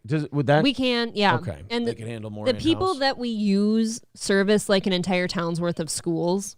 So they're sports and shit. So I apologize. Citizen Emmett's way more than him. Everyone who tried to do something to us failed miserably and had to take the L. Whether they want to admit it or not. They might lie to their audience, but they had to take some pretty bad L's. And they had to suck some serious dick just to try and get, like, into the game, as it were. Well, that's just fun. Well, yeah, if it's literal, but this was figuratively. Dallas ISD I'm getting to you, you crazy white broad. She's ready for you. The Dallas she's a little old for me. The Dallas Independent School District is in a little bit of trouble this week. What did they do? You had this much time left until the end of the year. You just had to make it this much further to get to the end of the school year, and you don't fuck anything up, don't piss off the parents, don't do anything like that. And the Dallas Independent School District just could not help themselves. They sent something home with the kids, so at least the parents were involved in this. Okay. But the parents did not appreciate it. Now, guys, you're all thinking trans. I'm going the other way. Them about or explaining a book sent home with young students. It's a Winnie the Pooh themed book where the characters detail what to do if there's an active shooter at school. So you take something nice and wholesome and lovely like Winnie the Pooh. well, like that movie. Yeah. It's then just scary. And then you turn it into what to do if some medicated psychopath decides to start slaughtering your friends. I feel and I have not heard this whole story. I feel two ways. One, I hate that we got to talk to kids about this shit because it's fucking awful and scary. But two, they're already getting put through shooter drills at school. So what the hell's the difference? Maybe better Winnie the Pooh does it than Ted Nugent, right? Yeah. Oh, Piglet. Oh, there's a man with an AK-47 in the school, Piglet. Oh, let's hide under heavy desks and throw our friends into the hallway. You can throw Eeyore. We'll throw Eeyore into the hallway, Piglet. That way we'll be able to escape while he mows down our friends. Plot twist, Christopher Robin was the shooter. Yes. Exactly. Oh, Christopher Robin. Oh, Piglet, go try and talk some sense into him while I break out the window. He got sick of his only friends being stuffed animals. Yes. Oh, Rabbit. Oh, if you could go out there and reason with him, he'll probably listen to you. Boy, am I glad I stayed under the desk. I hope we don't have any pussy officers like those ones in Florida, Piglet. Hopefully that Stoneman Douglas police officer close to retirement isn't here, Piglet. What's Tigger up to during this whole thing? Well, the wonderful thing about Tigger is that we bounce away from the bullets. Oh, why don't you just kill me anyway? Guess I don't have much to live for. Just throw him at Christopher. I'm going to have to repeat the 12th grade anyway while all my friends graduate. Might as well shoot me in the fucking head. Eeyore doesn't swear. No, in this one he Don't does. ruin my Eeyore. Oh, Piglet, it's the trans gay kid on all of the antidepressants. I should have known. He killed his grandmother and stole a shotgun. Oh, Piglet. Does Piglet have one? No, he's too fucking jittery. Yeah, he's pretty weird. Could huh? never work. Fox 4's Peyton Yeager talked with one of the Whoa. parents who was not at We've seen Peyton Yeager before. Woo! Yeah. Guys, she is a fucking smoke show. Peyton Yeager might be in the Hall of Fame. You think Peyton Yeager fucks? Fuck yeah, she fucks. You think Peyton Yeager has a lot of abortions? No. She gets A knocked lot up of or Plan she, B pills. she's smart? No, I bet she's on a lot of birth control. A lot all of happy. it. Her fucking NuvaRing has an IUD. And she does the pill just as backup. And she takes the shots. Oh, those cause weight gain. She's not on that one. Depo-Vera shot? The Depo-Vera, they cause Yeah. weight gain. She's not on that. No. with the district. Peyton. Heather, this Dallas mother, she was upset because the children's book was sent home without any instructions and without any warning. She tells me today that her She was also upset because I fucked her husband shortly after the interview. Oh. son was excited to read the book, but when she opened the book, the mother quickly became emotional.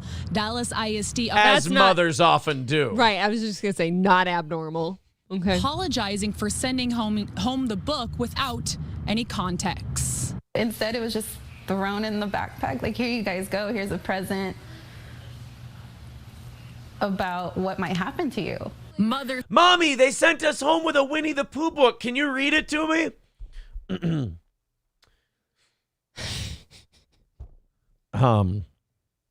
I believe in you. The workshop is gone now. He decided to bomb it. Everywhere you'll find pieces of Cupid and Comet. Yes, Virginia. Now Winnie the Pooh is doing time in a federal prison for his infamous crime. Yeah. You don't want to keep going? But Blitzen's in therapy and Donner's still nervous. And the elves all got jobs working at the Postal Service. They say Mrs. Claus, she's on the phone every night with the lawyer negotiating the movie rights. I've been listening to way too much Weird Al I know. Yankovic. It's draining on me now. Cindy Compost calls a More like Cindy Compost, am I right, Peyton Yeager? Dude, could she put on a nice pair of clothes and do her hair a little? You're saying on the news. Make some effort. And you're sitting next to You're Peyton sitting Yeager. next to the greatest smoke show in all of Fox News, and you look like garbage. Who, by the way, even she's into the Taylor Swift pants thing. Taylor Peyton Swift Yeager. pants? Yeah, the high waist. Oh, pants. everybody but me Yeah. wears those, babe. That's not new. Dallas ISD sent home to her 2 elementary Oh my God, it's a Winnie the Pooh book titled Run, Hide, Fight. That is terrible. You guys, somebody signed off on this and thought this was good. There's a Disney version of this where it's Mickey Mouse and it's titled Run, Hide, Fight, but it says in parentheses, unless it's a television producer for Disney, then just go with it. And don't tell your parents. Yeah. Tone deaf. It's sad that we're normalizing it in a Winnie the Pooh book. The picture book. Would it be easier if it was Slender Man? Like, like what? Who would be the appropriate spokesperson for educating your kid about a school shooting? Pfizer? Yeah, is get Fauci in Yeah, here. we're responsible for this anyway. titled Stay Safe, Run, Hide, Fight, while using Winnie the Pooh characters, outlining what to do if there is an active shooter You're on so campus. Compost says her son's school, Leslie A. Stemmons Elementary, hands out take-home books frequently, but this one from last week caught her off guard. Right, the one last week was like how to make new friends and keep the ones you had before, and when is my personal space being invaded, and How to keep a positive outlook. right now this one, how not to get shot in the face when somebody loses their shit and shoots up your school. Well, Pooh's got some like padding. He'll be fine, Yeah. right? Starting with the first page. You're braver than you believe, stronger than you seem, and smarter than you think. It's just kind of a gut punch. That's kind of a nice thing to start with, though, right? That actually is not a bad quote. Now storm that fucking gunman and rip his fucking dick off. With your teeth. Now get in there and grab that gun. Don't hide like a fucking pussy. Where you know where this is coming and where this is going to go. Nose ring. Compost immediately became emotional and says her son Bowie became confused. The two read, run like a rabbit, hide like Pooh, and fight like Kanga and Roo do. Wait, jump on your hind legs and reach your claws into someone's stomach and rip out their insides? Dude, kangaroos are fucking Kangaroos will fuck you up. nasty. Unless you're Cleon Salmon's kangaroo. He killed him in training. That's true. Page where Pooh is hiding in a honey pot, it says, if danger is near, do not fear. Hide like Pooh does until the police appear. In a little honey pot. Well, there's somebody shooting all your friends to But death. Pooh only has his face in the honey pot. Yeah. What if you can't just leave your ass end out? Yeah, you still got lots of vital organs that the shooter can puncture full of bullet holes. What are you Aw. doing, Pooh? You got your aortic arteries. The only poo All that that. you're going to be doing when there's a school shooting is shitting your pants until the cops get there and throwing it out into the hallway to distract the shooter from the stench and hope he doesn't know it's coming from you. That would indeed distract him because then he's like, where's that shit smell Yeah. coming from? Was that me? I don't think that was me There's this a time. shit smell. I don't. Aaron walked Compost through. says, especially after Uvalde, she's had conversations with her kids on what to do during an active shooter. But she also feels it's insensitive to send the book home around the 1-year anniversary where a gunman killed 19 children and 2 teachers. What does it fucking matter if it's 1 year after, 2 years after, 3 years after? Not only that, I don't see how it's a bad thing to send it on the anniversary. You're just keeping it in people's mind. Like it. I hate that this is a topic of discussion, but it's important because there's crazy people out there and it's happening a lot. Yeah, look, I mean, the It's fact fine. that we're even dealing with this shows we've already lost. We've lost that battle already. You got to talk about it now. We are not going to make active shooter drills cute. Compost doesn't blame her son. Oh, that's not true. We can put everybody in funny costumes and do character plays. It'll be fun. I actually think I'm turning on this. Like I was kind of like against the book, but now I'm like, well, if they're little kids, I actually probably don't see the harm in making it cute so that they can understand it better. In a way, like they can relate to the book I get it. a little bit. I mean, I would. What are you going to do? Show them a fucking Terminator movie? Yeah, I mean, I would. No, that would be fucking cool. Here's what Bunch you of do 5-year-olds. if you're in the middle of a school shooter situation. You turn into a robot and you kill things.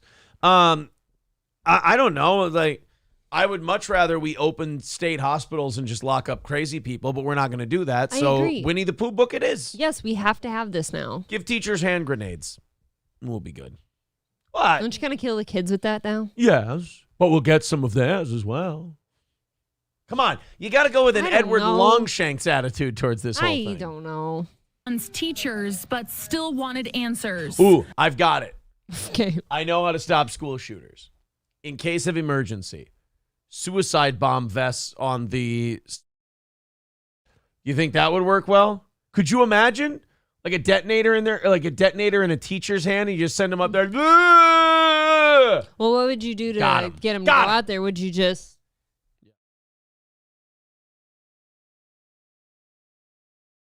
A Right, puppy and then pet. and then there, yeah, and then by the time they realize there's no puppy or no candy, it's too late anyway. Who cares? And we got the shooter, so win. Fox 4 reached out to the district on Friday. Dallas ISD responded with a statement. Recently, a booklet was sent home so parents could discuss with their children how to stay safe in such cases. Unfortunately, we did not provide parents any guide or context.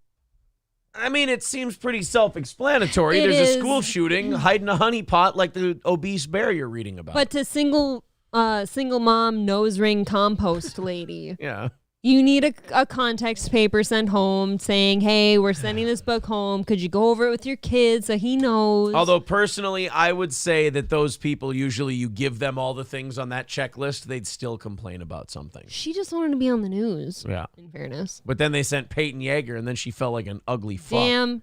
That is your worst nightmare if you're the lady. Yeah. That Peyton Yeager showed up to your house because now you're just the ugly one now. Yeah. I thought you were going to send Chuck Bacne. But you sent Peyton Yeager. Ooh. We apologize for the confusion and are thankful to parents who reached out to assist us in being better partners. They did it. It's just so weird. It came with no instruction. Dallas ISD. I mean, in fairness, ma'am, your school is actually ahead of the curve and doing better. I mean, at least they didn't cut your kid's cock off and tell you about it afterwards. I agree. The whole fact that this story is not about trans shit is impressive, actually. This is a small victory. And ma'am, you need to look at this the right way. I think you're really off on this, if I may be so bold. You're being a square. Thank you very much to Union Jack for becoming a member for a second month. Says 10K by the end of May. Snowball's chance in hell. So you're telling me there's a chance. Well, Yes. keep hitting subscribe. And one maybe time we'll per see it. person. Yeah, one time per person. Yeah. Thank you. Magnum DUI with $5 says, here is $5 I didn't give to the toothless whores in Kensington. Congratulations. Oh. Well, thank God for that. Thanks, buddy. Appreciate that. Patrick Bay with $5 says, stay strapped or stay. Sorry. Stay strapped or get clapped, piglet.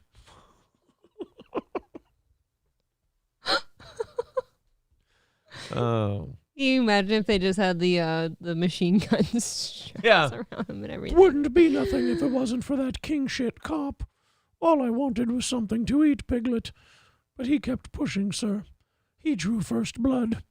What was that stationary gun in The Magnificent Seven? That would be a Gatling gun. You just have a Gatling gun.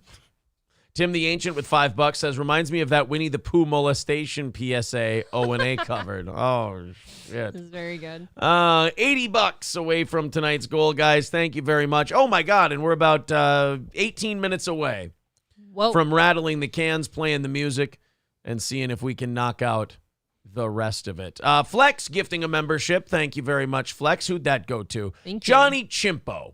Nice. Got it. That's very...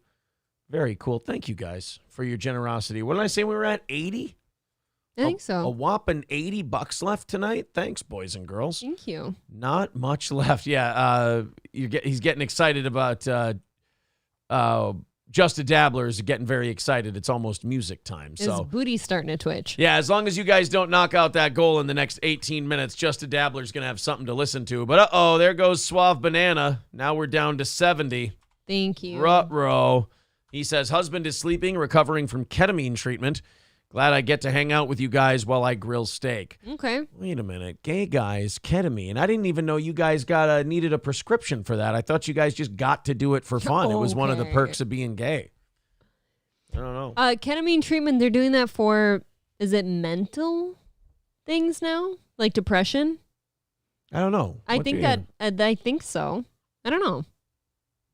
Swab Banana, let us know. Just a Dabbler says, stop. If you keep sending money, I can't dance. Well, $70 away. We'll see, Just a Dabbler. Aaron. I don't know. What's that? What song do I like dancing to now? The Law and Order theme song? The Law and Order SVU theme song. April has a very specific dance she does for the Law and Order theme song. Basically just one move, you know. Yes. Hobo Chili Recipe with $4.99 says, when talking Winnie the Pooh, I think of Jim Cummings doing the voice while beating his wife, just like the bonfire did. Okay. Woo. $65 away from tonight's goal. Thank you, guys. You guys are making Just a Dabbler nervous, though. He wants his music in about 15 minutes, and you guys are being very counter to that. at 65 away. So I you're bet- getting very, very close. I bet we could blow that out by, what is it? It is 8:39. Let's get it by 8:45. Wow, April wants it done in the next 5 or 6 minutes. Holy shit. If I play the theme song, will you do the dance for them? No, I want that special between us. You won't do the SVU dance? No. All right. I refuse. Wow. Don't you want anything sacred? I just in this wanted house? to know if you wanted to be a performer, if you wanted to make that a secret so now I'm thing. not a performer. I didn't say you weren't. I was just saying that, I didn't know you felt that way. No, I want some. I About your want Law and some Order things to be dance. special. That's okay. Can't you just have something to yourself? Tim the Ancient says, then why mention it, you tease? That's true. Oh, for all of you guys to imagine about. There you go. What is her SVU dance? Justin Dabbler says, if I don't get Super Chat music, April must dance. Nuh-uh. There you go. That's it seems we've hit a stalemate at any rate. 65 away from knocking it out tonight. And again, Opie is the reward. Opie talking shit about Carl from Who Are These Podcasts. The Opster got a little uppity, huh? Oh, he got cunty with Carl. Cunty with Carl. Cunty in the with morning. Carl. Yeah. What a great show that would be. He's talking some shit. By the way, I did an episode of Hughesy's podcast with Carl and Stevie Lou and Derek from the BYB show, and it was a lot of fun. It went by really quick. And then, of course, compoundmedia.com. Go see the latest Steel Toe episode. What is it, episode 4? 4. Episode 4 of Steel Toe, we had Alex Stein on the program. got kind of spicy. It was very good. Kyle says ROTC had 4,000 live viewers, and on Rumble, YouTube is fucking somehow. YouTube, I know Rumble's got some weird, funky multipliers in there. I don't know what the actual Rumble numbers are, but I do know that their YouTube got taken away, and I thought that was really bullshit.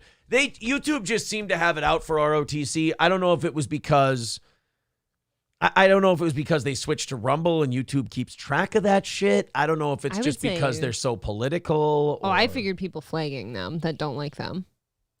I don't know. I think that happens more than you'd think. Or they got on the radar and then YouTube didn't take them off the radar. I don't know. Maybe. I don't know. But YouTube seemed to have it in for them for a while. So yeah, the ROTC channel is gone. I'm just glad that ROTC was in a position where it doesn't really hurt them very much because they've full on made the switch. They're not like Crowder, who does, what is it, like the first hour of his show on YouTube and Rumble and then 1 hour Rumble exclusive. He splits it. Yeah.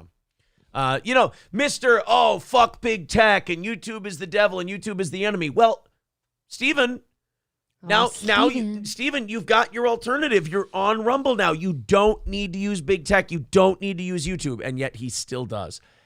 Full of shit. Did he recover okay after all that controversy came out? I haven't heard about him. It's like anything else. He lost some people, but it blew over though, he had right? such a big audience and, now it all blew over and... I was kind of hoping we'd see that the medical records, the mental health records thing he was talking about, because it was looking to get dirty and spicy there for a minute. I'm sure that once he said that, there were some lawyers, including his, that said to him, don't do that. Well, then I'm sure Don't make that worse. Yeah, I'm sure there was also a judge who was like, are you out of your fucking mind? I can't order that someone's private mental health records be released to your radio show. Not only that, but aren't you trying to wrap up this divorce of yours after a while? I'm sure this isn't helping. Is it wrapped up or no? Yeah, you're right. I don't know if it's wrapped up or not. He made it sound like it had been ongoing. Yeah. I don't know. CJ says April should debut the dance at the end of Simpcast. You guys, it is sexual in nature. And it's private. Right. I got to do it naked or it doesn't count. I've seen you do it not naked numerous times. So do those not Way count? to be a team player here, Well, champ. I know I've seen you do it naked, but I've also seen you do it not naked. So are the times you're doing what it about not when naked? I'm not wearing pants? Well, that counts as naked, I suppose. Thank you. Yeah. I'm never wearing pants. Fair enough. Justin Dabbler says Crowder is on Grindr. Well, allegedly. I have no idea what Crowder does in his free time. Not that there's anything wrong with that. I don't know. The Crowder thing did seem to blow over. And now he can just kind of bully Brian Callen with impunity. How long does Brian not notice that he's just a punching bag? basically. He gets no credit for anything on that Look, show. man, I think he's just really happy to be on a show that big because The Fighter and the Kid used to be a lot bigger than it is now. Maybe. And So you're saying maybe he just cares about the exposure? yeah, I think he does. And it's good. Look, it's good for your stand-up if Crowder lets you do stand-up gigs. Yeah, but there's going to be a day where he won't let him do a gig unless he's there too. Yeah. They are theorizing that you're crip walking for the SVU dance. You don't know. Colt C says line dance confirmed. That might be. Oh. That'd be a fun one. A line dance to the Law and Order SVU music. I should work on that. Naked. It's good to have. It's good to have. That's a good one. I like that. 10 minutes away until we play the music and Just a Dabbler gets his wish. $65 away from tonight's goal. Never mind, 60 away. Clown Baby says, cover the latest BAM interview from that girl capitulating to his psychosis. What? Did I'm Mr. BAM coverage. I can't miss BAM stuff. Hold on a minute. Is it bad that I think of Emerald when I hear that? Like, I don't know what that says about me. I have a Bam Margera interview from a month ago on Is it that one? That Surprise podcast. It's with a girl. Wait, he did his own show? That surprise witness, I love you. I just saw what you said. And he said that. BJ Investigates. Welcome to the first episode of the Surprise Podcast. This week I sit down with Bam Margera. And this was a month ago. Is this... Well, I tell you what, Clown Baby, if you know what it is, or if you know which one it is, please let me know. And yeah, a link or something. yeah, I will. You know me, I love BAM coverage. I like BAM coverage too. Surprise, BJ Investigates. That surprise. They said she did a few with him. BAM exposes everyone. That Sunrise Podcast, episode 3. 5 days ago. Bam Margera is scared 1 month ago. The Surprise Podcast. So she did 3 episodes with him. The last one is 5 days ago. That Bam Margera exposes everyone might be interesting. I've never heard of her, but it seems like she gets some big views. Yeah, I've never heard of that person. Right. Bam is dubstep dad on Loiter Squad. Clown Baby says it's 30 minutes long. Okay, so that would be this latest one. Okay. Episode 3. So I will. That probably would be good. All right, I will. I'll check on that. Oh, he looks fucked. When they know that you have insurance and they know that you can pay for it or you have money, they'll just keep it on going and going and going. So he's fucked up. Oh, he's gone. It's not coming back. Going. Skateboarding is for professionals. Steve O, you are a clown. Call my mom. No, wait. I don't think that's a good idea. I just have to say, you, Lima, Steve Timmer, Aunt Missy can all go yourselves. It's called. So this woman just has Bam on there and lets him make a fucking ass of himself and lets him go on shit-faced, and he thinks these people are his friends. It's like a circus that she's running and he's the only act. I fucking hate it. Look, I've shit on Bam Margera a lot and just been like, hey, man, get your shit together and quit blaming everyone else for your problems. But, like, this lady I really fucking hate. Because, like, Steve-O brought Bam on his show because he's like, this is my buddy. I want to see if I can reach. Help. I want to reach him. I want to talk to him and see if we can get him better and this and that. And, like, don't get loaded all the time. And he brought him on his shows and brought him on tour with him with his son so that maybe he could straighten out. This woman is the minute he went, should I call my mom live on your podcast? I would go, even me, who, I like gossipy shit. You like a good train But wreck. I don't like that personal shit. Right. So if he was sitting in your chair and he goes, do you want me to call my mom? I go, give me your phone. And I go, we're not going to do that. No calling moms here. That's a bad idea. At the very least, if he called her, I'd edit it out of the fucking podcast. Not because I give a shit about Bam Margera, but his mom doesn't need that. His mom is Out on going the through air. enough, clearly. So this looks like something you and I are going to have to do Wednesday or Thursday. I agree. I'm not going to have time to go through this tonight, That looks interesting. but we can definitely do that Thursday or Friday for the show. Oh, boy. Yeah, having just recently watched the original Jackass and seeing what he was like back then versus now, and mind you, he's a total piece of shit in that movie. Yeah. It is really kind of well, it's past concerning, really. Gina Bobina says, y'all are so wrong. About what? What were we wrong about? I don't know specifically what I'm wrong about. Wronghole Rick says Mersh will be covering this tonight. You know what? God damn it, he probably will. Yep. Mersh We'll have to tune in from bed. In about 10 minutes, Mersh is going to start his show, and then he's going to do the Bam Margera thing before we can get a chance to. I just know he is. Send him all our best. Oh, boy. Animal Kelly says, I can't be mad at this chick host. This is good content. I don't know. Do you really? I don't know anything about her. Yes. But like objectively, like that does look kind of bad that you're just letting somebody call their mom on a podcast and tell them to fuck off, and that seems pretty weird. Especially when the guy's clearly inebriated and he's on some sort of substance. What? How dare I? Allegedly. How dare you? In my opinion. I would not co-sign that statement. Well, Dr. Fauci may be out of the public eye and he may be out of the National Institute of Health, but Rand Paul is not done butt fucking him into the ground yet. Dude, if you got him, why not? Or why would you stop? Well, Rand Paul found some more emails that, you know how Dr. Fauci said, hey, we never approved of any funding to this Peter Daszak to do gain-of-function research in the Wuhan lab, right?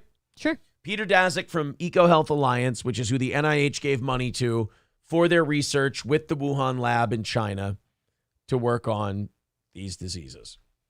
Well, we have emails from Peter Daszak to Jenny Greer, Alexei Chmura, Eric Stemme, Mary Kirker, Irene Glowinski, Andrew Ford, and Joseph Riccardi, all from the NIH, the National Institute of Health, where Fauci was in charge. Now, notice they didn't put Fauci's name on it because that's called plausible deniability. Right.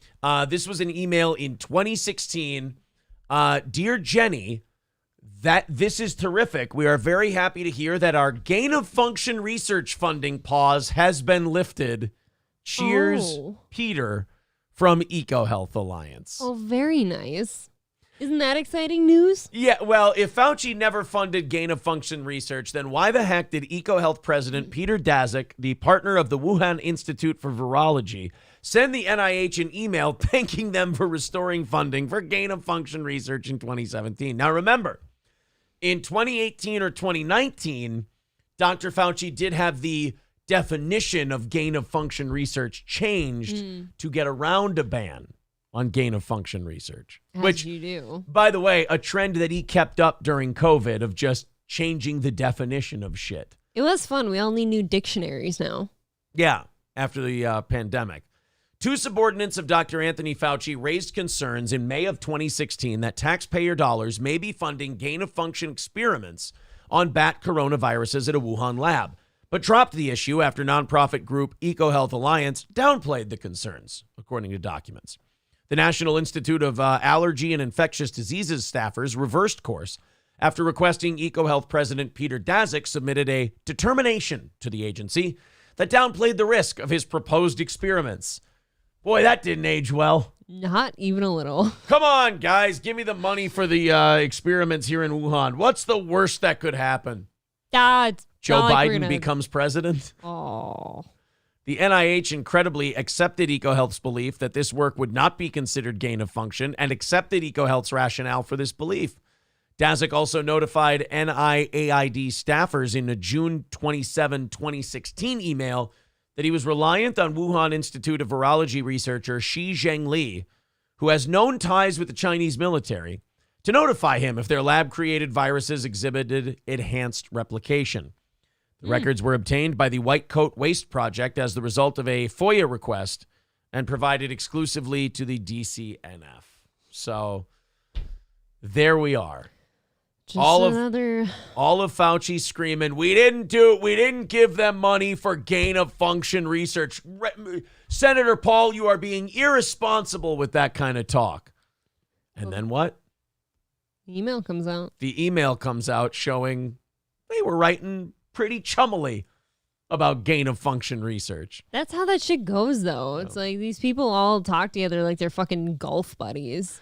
LOS, yeah, LOS says, what could go wrong? Is that Everything. Is that a little Legion of Skanks fan account there? I like that. I like Luis J. Gomez and all this. I hope I get to spar with Luis J. Gomez sometime. Looks like a fun guy to go in there and work with. Got to make that connection. Yeah, what's the Legion of Skanks whole situation with their Facebook page? Because they were having issues with theirs as well. I think they've lost a couple. I hope they're doing all right. All right, April, should we fire it up? Oh, shit, I forgot. We are, Yes, Nebo says, dude, Lewis would murder you. I can handle myself all right in there. I don't know if murder's the right word. Well, just get in there. Let Lewis know that Steel Toe is a big fan. I would love to do something sometime and see where it goes. I fight. If he gets his ass beat, you still got to see it. Fight. Who cares? Train fighters, do a little bit of both. We'll see what we can do. All right, guys, $60 away. Just a Dabbler says, yes, it's time. I'm half naked. Well, here we go. Let's see if we can fire up this corny-ass music, rattle our offering plate, and see if we can convince you to keep this show going another half hour by hitting that goal and extending the show for overtime. How's your ear? Not good. All right, we got 5 minutes to see if we can knock out that $60 goal. $60. Multiple people in the chat now claiming they are full naked. We're going to take your word for it and not ask you to prove it.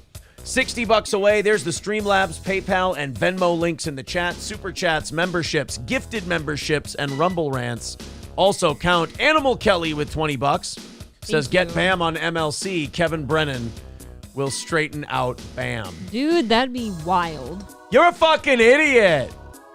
Thank you very much. 45 away from knocking it out. So you guys are getting overtime tonight. Let's see if in the next couple of minutes we can't knock out the rest of the 45. Jordan Lemke becoming a baby boot. Thank you very much. Again, I need to know who that is because it's a very funny account. Oh, God. It is good. Upset Duck says, hey, Freddie Mercury is hosting tonight. Oh, I don't. Oh, did you hear about Freddie Mercury? What? What happened to Freddie Mercury? He's not doing so hot. Oh, damn it. Just a Dabbler says, send more money and Aaron will dance topless. I have no dignity whatsoever. I am a filthy e-begging podcast slut, and we will knock that number out. 45 away from hitting it tonight. There's all the links in the chat if you'd like to contribute. A couple of minutes left. We've got Opie for overtime this morning. Or this evening, sorry. Or this morning, depending on where you are. Helgi with $5. Thank you. Says, this butterfly, it's on. Let me see that Tootsie Roll. Oh, do you want to put on my thong bikini and dance for everyone? Certainly don't. $40 away from hitting this evening. Jordan says, my God, I haven't tuned in for a while and that dick broom about scared me away. Hey, wait a minute. That dick broom? April hasn't shaved in a couple of days, but I'd hardly call it a dick broom. That's not what that means. Tim the Ancient with $5 says, time for the SVU dance. Oh, April said no SVU dance. I will get it in after the show, I promise. $35 away. Thank you. From knocking it out tonight. Thank you guys very much. A steady trickle towards knocking that out. Let's see if it continues here. We've got 2 minutes left. 2 minutes away from wrapping up this little short beg session here. We'll get it done. To knock out the last $35. Again, there's the, get that updated. Venmo, PayPal, and Streamlabs. We got some Opie coming up for you. Very excited. In the overtime. And then, we got a few stories left over to put into the morning show tomorrow with Johnny and I at 6 o'clock Central Time. Be sure you hit the like button. Be sure you subscribe to the channel as well. All right, looks like we got some thank yous to throw out there. Let's go ahead and hit refresh. See who's getting the... Oh, it said I did. Maybe it's... They lied to you. Oh, fuck. Whoopsie daisy. All right. $35 away from today's goal. We may have to do this again at 10:25. I hope not. I think we'll get it. But we'll see. It's 1 minute and 20 seconds away from knocking this thing down. Okay, there's another notification. Let's see if I got tricked again. Sorry, you got to give me a second to refresh. There we go. Jordan with $40, and it's over. Thank you. It's over, boys and girls. We hit it, and we're $55 into tomorrow. We got a VIP over the weekend that I'm spreading out over the Tuesday and Wednesday morning shows. There we go. We appreciate you. It's all done. William Halverson says, am I watching an old episode of Cops with that stash? No. You're going to have to, like, play that shit up. You're going to have to, like, keep growing it, and then you can curl the end eventually, you know? Like Gavin. You can have a Gavin maybe I'll just Gavin grow a stash. Gavin stash. McInnes stash that I can just twist. I like his stash. Eventually. I'm a stash guy. Matthew says, I got to say how lucky is Aaron if April never wears pants. How lucky are you? I'm a lucky man. Gina says, no one mentions cucks during that hype train. No, we're the originators. The originators don't mention cucks because we know what that word means and we don't overuse it like a fucking psychopath. All right, boys. Thank you very much to Flex for gifting a membership. Oh, wow. That's a good one. I almost fucked that up. Yeah, I saw it before you did, I think. Porschman first name, Keys last name, calling me Squirt Reynolds with this mustache. I like Squirt Reynolds. Squirt Reynolds. Means he's mostly piss. That's exactly. All right, let's open up the Opie stuff. So what we have for overtime today from the one and only Opester is that he does not like my buddy Carl from Who Are These Podcasts. Oh, something Opie and I have in common. Oh, shit. It was very funny. Carl we were texting about my appearance on Compound. He said it was good. Yeah. And I said, yeah, I go, how about that? He couldn't quite remember my name, even though I'd done a handful of episodes on his platform. Sure. But he knew April's name just like that. I've been on his platform, hey. And you know what Carl wrote back to me? Uh-oh, what? Who's that? Oh, Carl. Guys, see, I don't like this me not liking you because it could be reversed, hey. Porschman says, I've been firing him off from downtown the whole show. Almost got him again. Yep. I mean, I've been saying you guys have been very careful with those names. You guys keep firing them in there. Very good. And I don't know if that's Nicholas, if that's the same guy that's Nicholas, but maybe. you've almost gotten me twice tonight. Those are good. I'm that one's probably the best one. Yeah, Porschman is a really good one. The first one tonight was good too. Yeah. What was it? Don't look at me. I can't remember what the first one is, but it was really, really good. All I know is it was remarkably racist. All I know is it was horribly offensive. Awful. Moon Croquet says it's fucking Roots Calhoun doing it. Oh, is it? That's funny though. See, you're fine, right? Citizen M says, I highly dislike April's faux feud with Carl. Stop doing bits. Real feuds only. Yeah, Citizen M only likes his drama authentic. I think you got to talk to Carl on that one. I didn't start it. I would like to like Carl, but it turns out that he doesn't like me. He's kind of a dweeb. Where did that all start? Like, wasn't I trying to get him merch, but he would never message me back or something? What happened? Yeah, that's exactly what happened. He completely ignored my message. I'm trying to send him a hoodie. Along with everybody else. Well, we have two Opie videos, two very short Opie videos to go over today. Opie does not think so much about Carl. He doesn't think too highly of Carl. Okay. Doesn't like him. And wanted to let it be known in this next clip on his Opie radio channel. You know something? I'm one of those few people that doesn't blame Opie for doing everything Opie and Anthony related on his channel. All his videos being Opie and Anthony stuff. Because that's all people want to hear from Opie. They just want to hear about the old days. They want to hear stories from WNEW or WAAF or Sirius XM.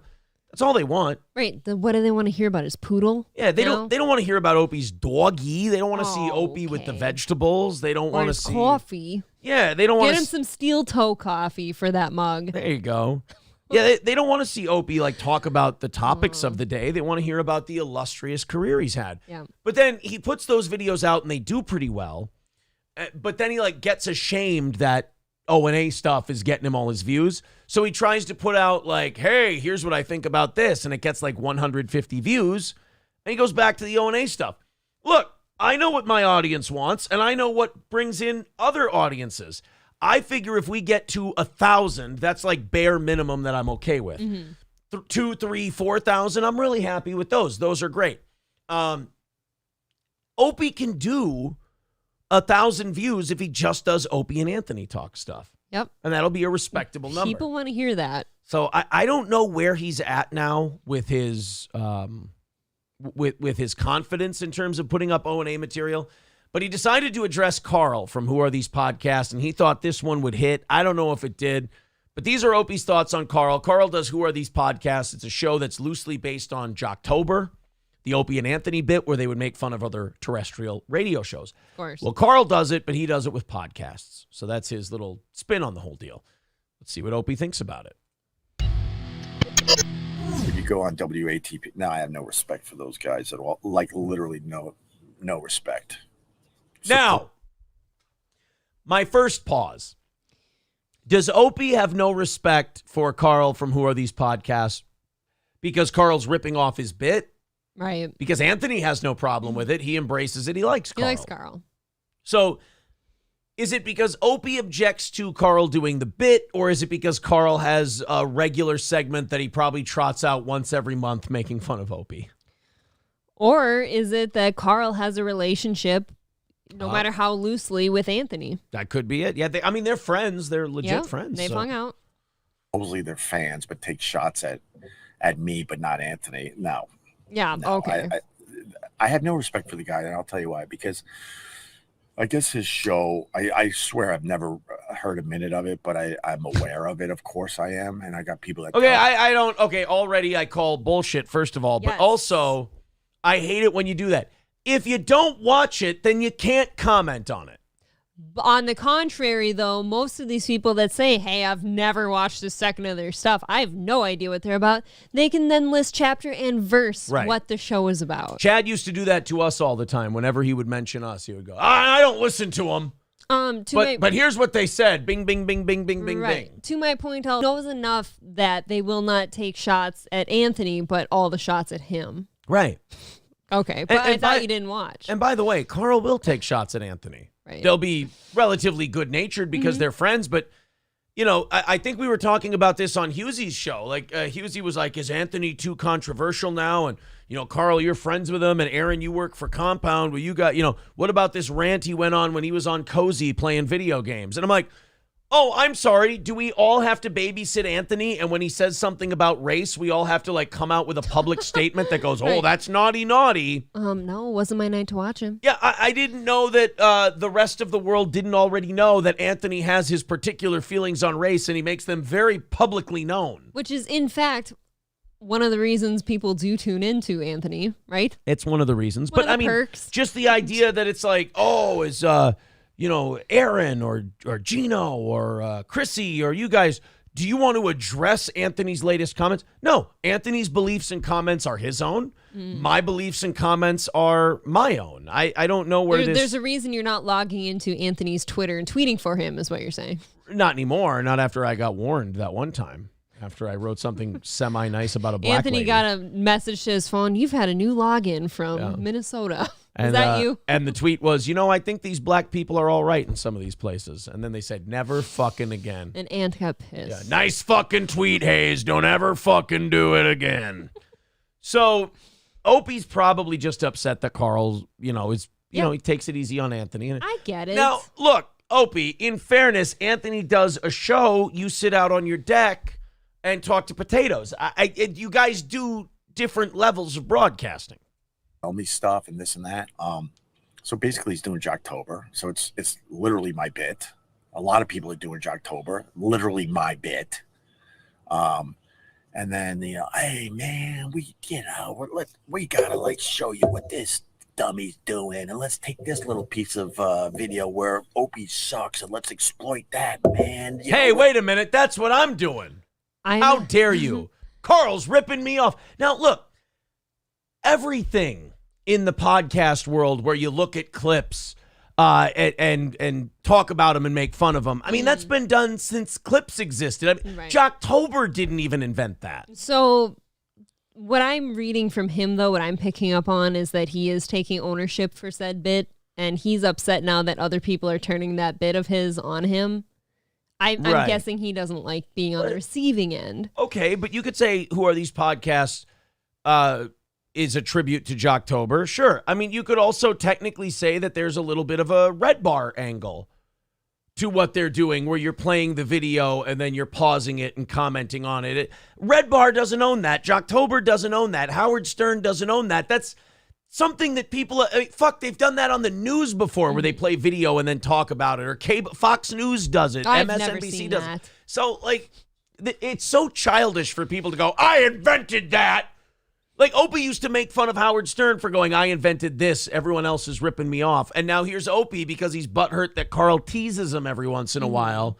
He goes, hey, Carl's just ripping off my bit.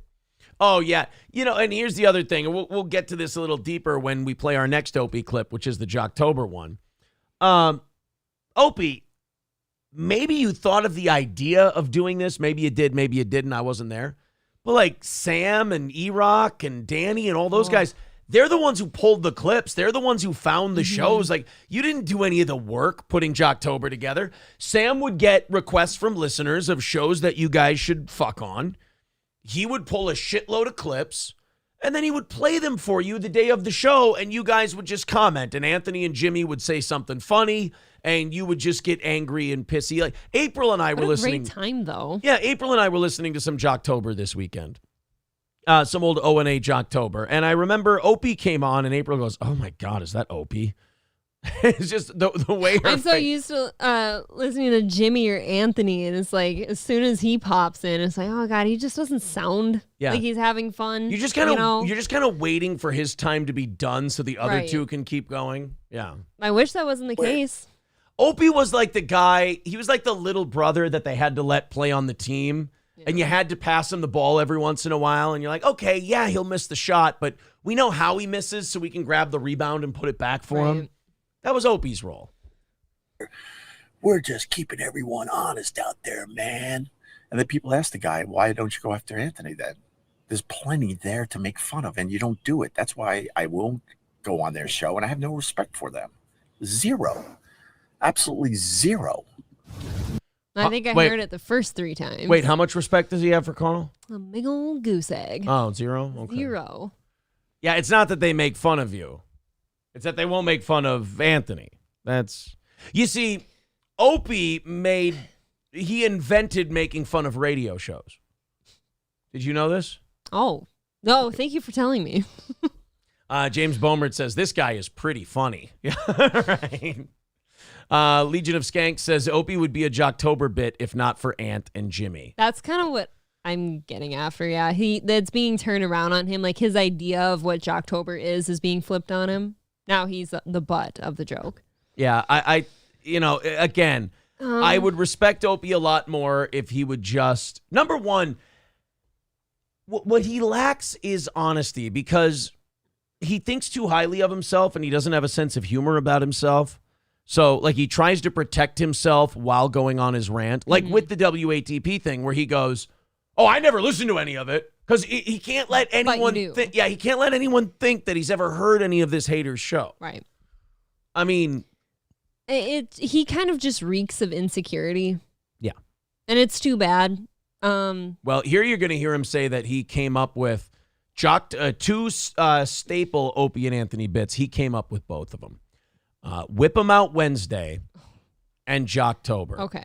Opie is going to try to posit the theory that he invented a bit called Whip 'em Out Wednesdays, which was a sticker back in the radio station bumper sticker days. You'd put a sticker on your car, and the idea was women would see the sticker and flash you their tits. Of course. Now, did this ever happen? I'm sure maybe once it happened. But I doubt a show that had probably 90% of a male audience.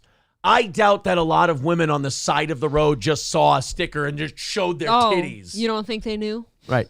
Plus, doing little weirdo frat gigs, or little frat gags, if you will, as a morning zoo radio show is not something Opie fucking came up with. No, if anything, he seems more of like a referee for these type of bits. just, I don't know, And then- making sure the rules are followed. And then he created Jocktober. I mean, first of all, making fun of other people's shows is something everyone had done since the invention of ratings had come out. And as far as inventing Jocktober, like Sam pulled clips, Sam got the shows from the audience, Sam played the clips for you, and you guys all made fun of it. So it's hard to say that you have ownership of this bit. Yeah, he's saying, I'm guessing, like, he's sitting in some circle of people one day, and he's like, oh, we should really make fun of this person. Yeah. And that's him claiming ownership. Well, and it's not even that. I mean, Opie and Anthony played clips of different people and made fun of them for years on their show. And they just consolidated it to radio for the Jocktober bit. When you can throw it into a month and name it. That's true. Opie did come up. It seems Does like he have the trademark? It seems like everything that is the hack radio morning zoo wacky guy part of stuff, Opie created. You are absolutely forgetting that not only is this just taking snippets from another show and goofing on it, it has a name. It does have a name. Well, let's hear his side of it, and I'm sure it'll be good. Was Jocktober Sam's bit? He took credit. No, God, no. Right, it's not Sam's bit. He just did all the work. Right, he did the heavy lifting. Oh, that bit came from me. Sam, I gave the idea to Sam and said, look, you got to find, great stuff we could goof on. And he absolutely took the ball. I hate Sam, by the way, but this is wow, that surprises me. Someone else from the Opie and Anthony universe. Opie hates him. That was professional. Now, he's like, oh, you should find stuff we can make fun of. Well, ladies and gentlemen, that means that's Opie's ownership. That's what I'm saying. Opie clearly owns Jocktober. He looked at Sam one day and said, could you find me clips of stuff to make fun of? He had a fleeting thought one day. Yeah. He's like, God, because he probably saw some other show and he thought it was stupid. So he's like, oh, God, how fun would this be to just rip on him on O&A? And then Sam goes and pulls all the clips and does all the work, and Opie goes, oh, yeah, I thought of that. That was my idea. where I confuse people. Like when you hate somebody, you're supposed to go all in. But I'll tell you this, it was my bit because I knew that I was in a business that had a lot of really, really bad radio.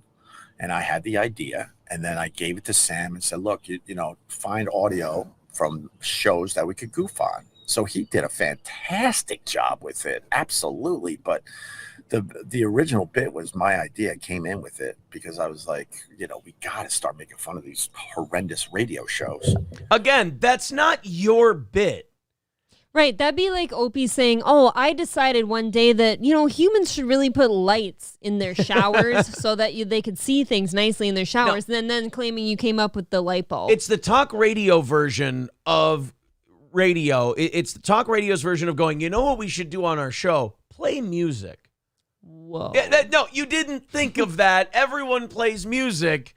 In the talk world, it's, hey, you know what we should do? Make fun of other radio shows out there.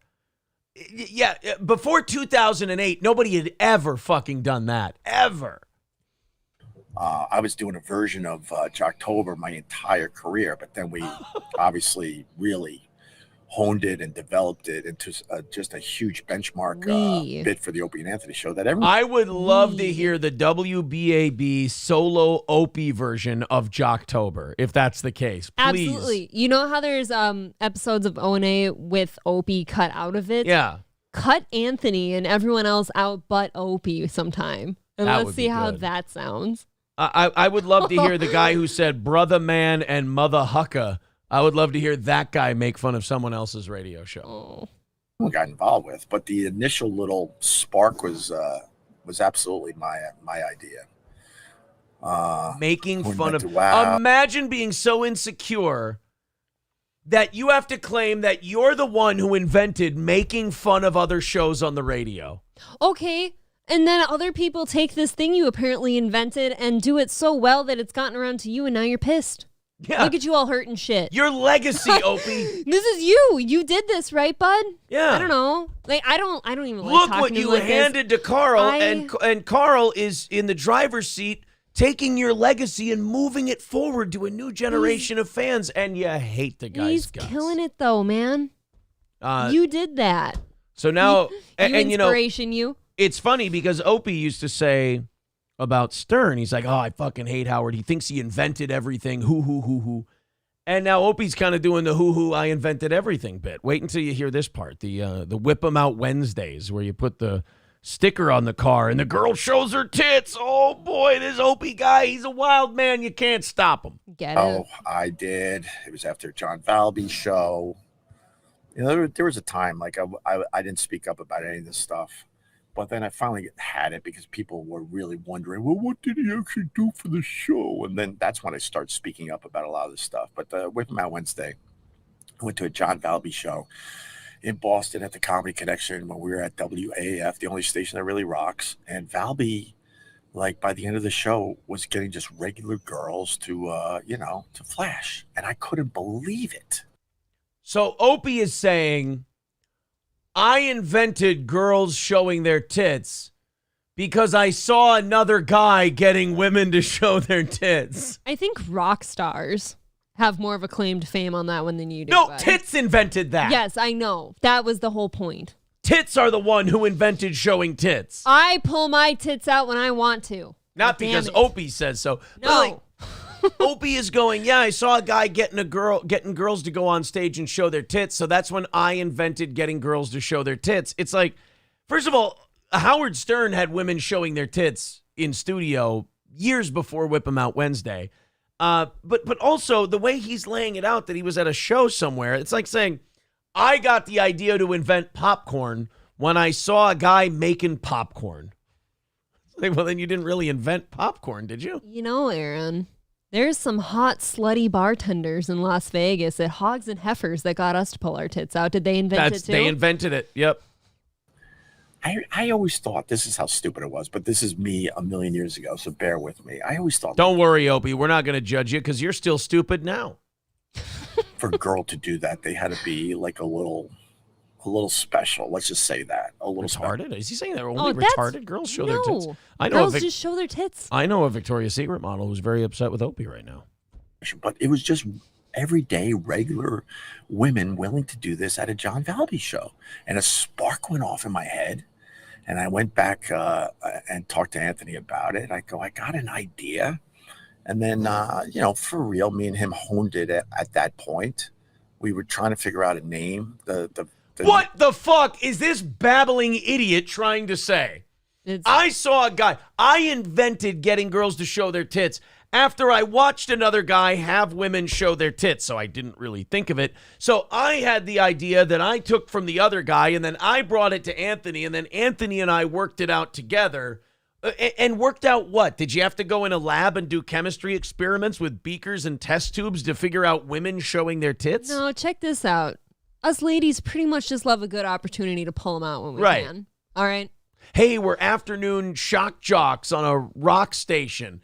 When we do station events, boy, it's going to be really hard to trick those super smart rock girls into showing their tits. Nah, they're just fun. Whip 'em Out Wednesday didn't come about right away. I forgot our original name really, really sucked. And then what was it? This part I honestly don't know. I bet you thought of it. One day the name, the name Whip 'em Out, the term Whip 'em Out Wednesday popped, and then the rest was history. But that was a spark. Wait a minute. I think I remember on an old O&A episode him saying what the original name of that promotion was. Oh, yeah? What I was it? could be wrong, but I think I heard them say once that it was Tata Tuesday. I could be wrong. You know, Taco Tuesday would have been better where we just pull out our snatches. Pull out your pussies, yeah. That I brought to the Opie and Anthony show when it was just me and Anthony after going to a John Valby show, and he would just point at girls and convince them to just flash the audience. It was absolutely insane. I'm like, Maybe they were just into him. Wait a minute. So then so this whole thing is I came up with Whip 'em Out Wednesdays, but now you're saying you never actually came up with Whip 'em Out Wednesdays. It was this Valby guy. Right. And then Anthony was successful with it afterwards.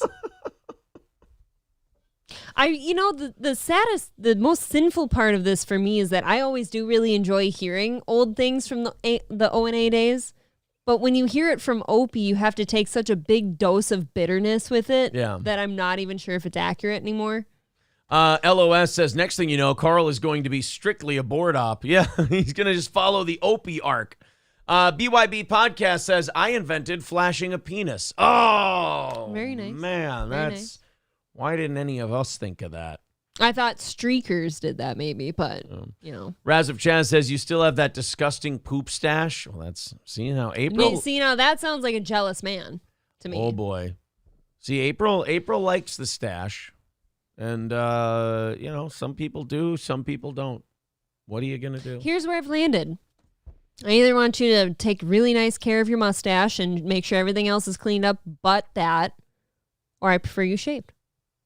One or the other. I don't like the other riffraff. There you go.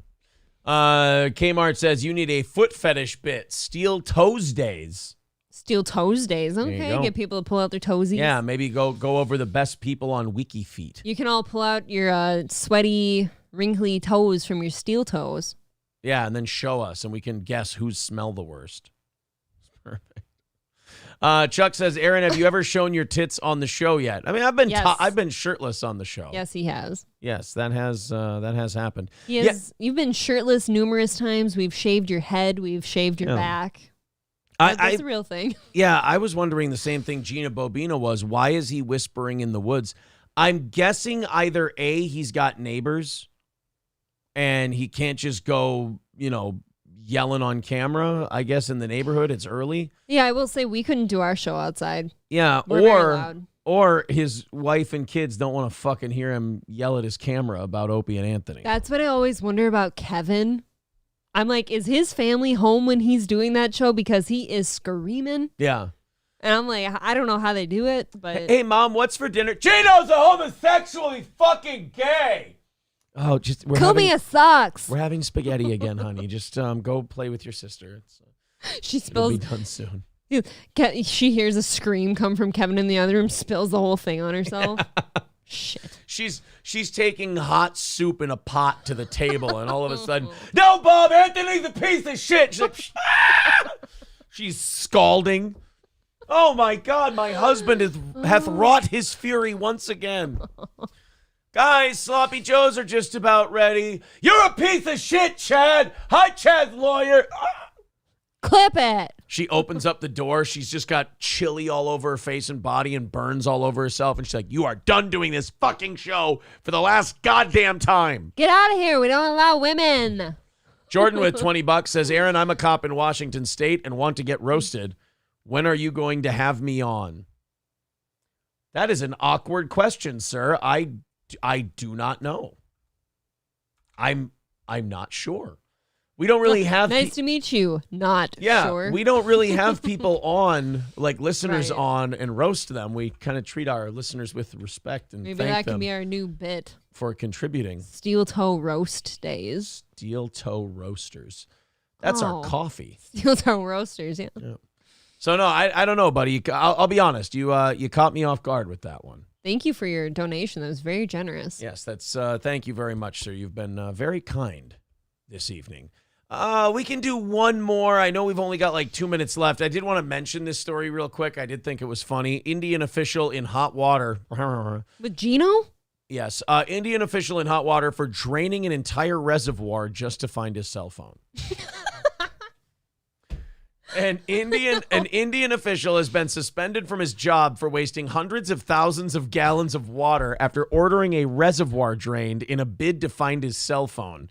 Rajesh Vishwas, a food inspector with the state government, dropped his phone in the Peralkot Reservoir, a scenic spot in central India. So a place people, go and they look at it. Well, He first sent divers into the reservoir, but when they failed to find his $1,200 Samsung phone, he ordered the entire reservoir drained. This is like having the Hoover Dam drained because you dropped your phone. I mean, maybe the St. Cloud Dam. Sure. It took diesel-run pumps more than 3 days to drain the roughly 530,000 gallons of water from the reservoir. They found his phone at the bottom, but to Vishwa's disappointment, it had stopped working. You think? Oh, what? He drained I the don't get entire fucking reservoir. I have a question. Just for his phone. No, that sounds expensive, right? $1,200? Nah, that's pretty middle of the road. Oh, is it? I was going to say, you couldn't just New phones are like $2,000 now. You couldn't just hire somebody to go diving for your phone. Like put dive He gear did. on They and did. just- They said they had divers go down first. Oh, wait, They couldn't did find I it. completely skate over You that? did. He How had couldn't you divers go find down that? first, and then he drained the reservoir. How couldn't you find that? You can find anything diving in a river, but not a phone. Flex with $2 says, gay 70s fireman look. Well played, Aaron. Thank you, Flex. Appreciate that, buddy. Yeah, he's not going to, but won't see him no more. All right, guys, that's going to do it for tonight. We do thank you very much for joining us. Oh, we got a little Opie in. That always feels good. Yes, it does. We've got a great show coming tomorrow with Johnny. We're going to be, I think we were $20 ahead from tonight, so we're going to be like $60 or $70 ahead. We took a new VIP and we spread out his VIP over the rest of the week. Thank you. So we're going to go with a nice head start tomorrow morning, and I hope you do join us for that. We got some Epstein stuff tomorrow. They came out with more of a list of his contacts. Please tell me they opened the black book. No. But you're not going to like some of the names that are on there. I won't like them. Oh. I'm guessing Trump's on it. Are you a Chris Rock fan?